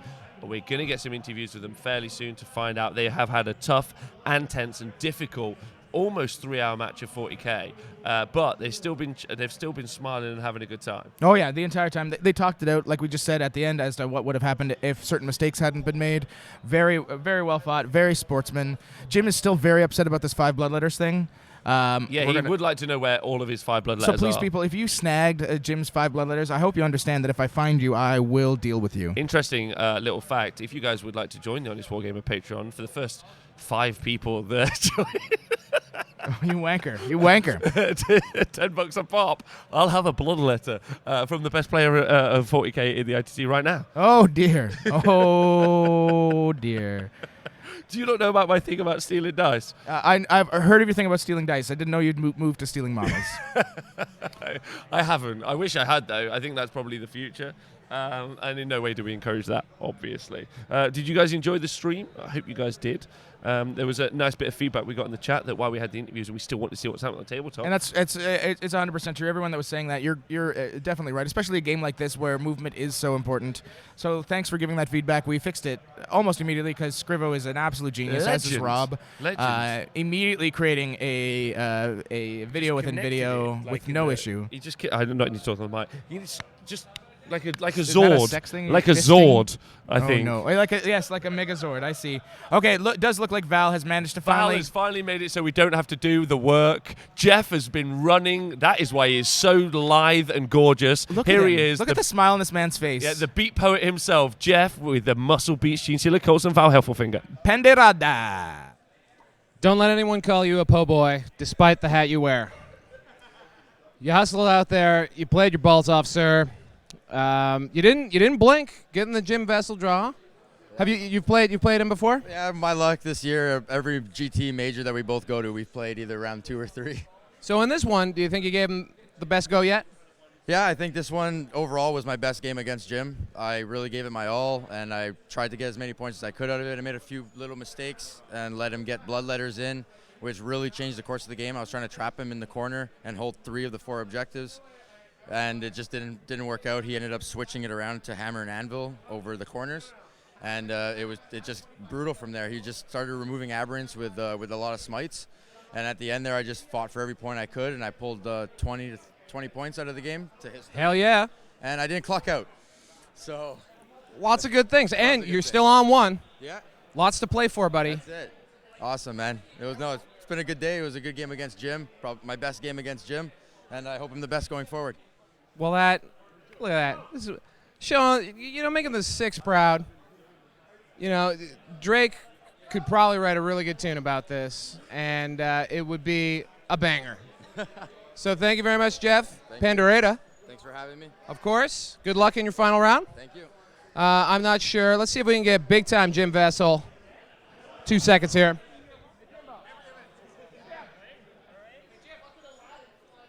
Just quick words here. All right, I have the Tiger coming in. What up? Jim, how you feeling after that? Pretty good. Didn't take it for granted. Jeff's a really good player. I think the scenario definitely benefited me, and I was just patient and waited for him to kind of make his moves, and just made sure that I was in position to counter. So.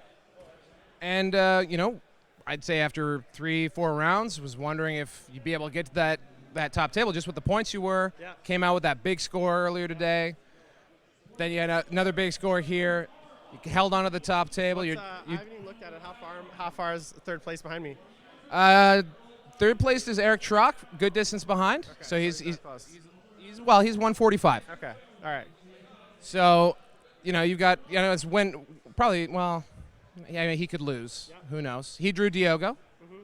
So we'll see how it is. We got you versus the Triple Crusaders. That's a hard counter for my list. So, hard counter. If for all you aspiring chaos haters out there, I think going first is going to be key. The deployment favors me, and the mission favors me. Frontline assault. Okay. So I'm close. He can't kite me around the board, which means if I can survive first 2 turns of shooting with hopefully not too much fanfare, I might have a chance, and just try to win on objectives. And Corn Prince is going to have to make his money back. Oh yeah. The lumberjack Demon Prince gonna have to swing at some lumber. Remember, folks at home, what I told you about Canadian false modesty. And we're going to see how that pans out in the final game. I would sign this off probably at this point, let you go gather up your stuff. So thank you so much for swinging by, Jim. Really exciting finish. Once again, I'm just going to set it up. Yeah, okay. I'm just going to set up the next round. Rob is just telling me to get the hell out of here. So as we just mentioned, we got Jim Vessel with the same list that you saw there. He's going to be playing Eric Marcoux. Again, the Triple Crusader list with the Emperor's Wrath battalion with 2 basilisks in it and a bunch of dude bros. And then on second table, you got undefeated Diogo Pita. He's got 1 draw, 4 wins. Yeah. And he's taking on Mono Custodes Eric Truck. So that's pretty exciting. We're going to sign off now. You guys can all go get a drink. We're going to be back in about 15 minutes, 15 minutes. And then I'll be covering some of the sloppy seconds in the rest of the tournament, all those one-loss guys. Talk to you soon, everybody. Thanks for tuning in. You're the best.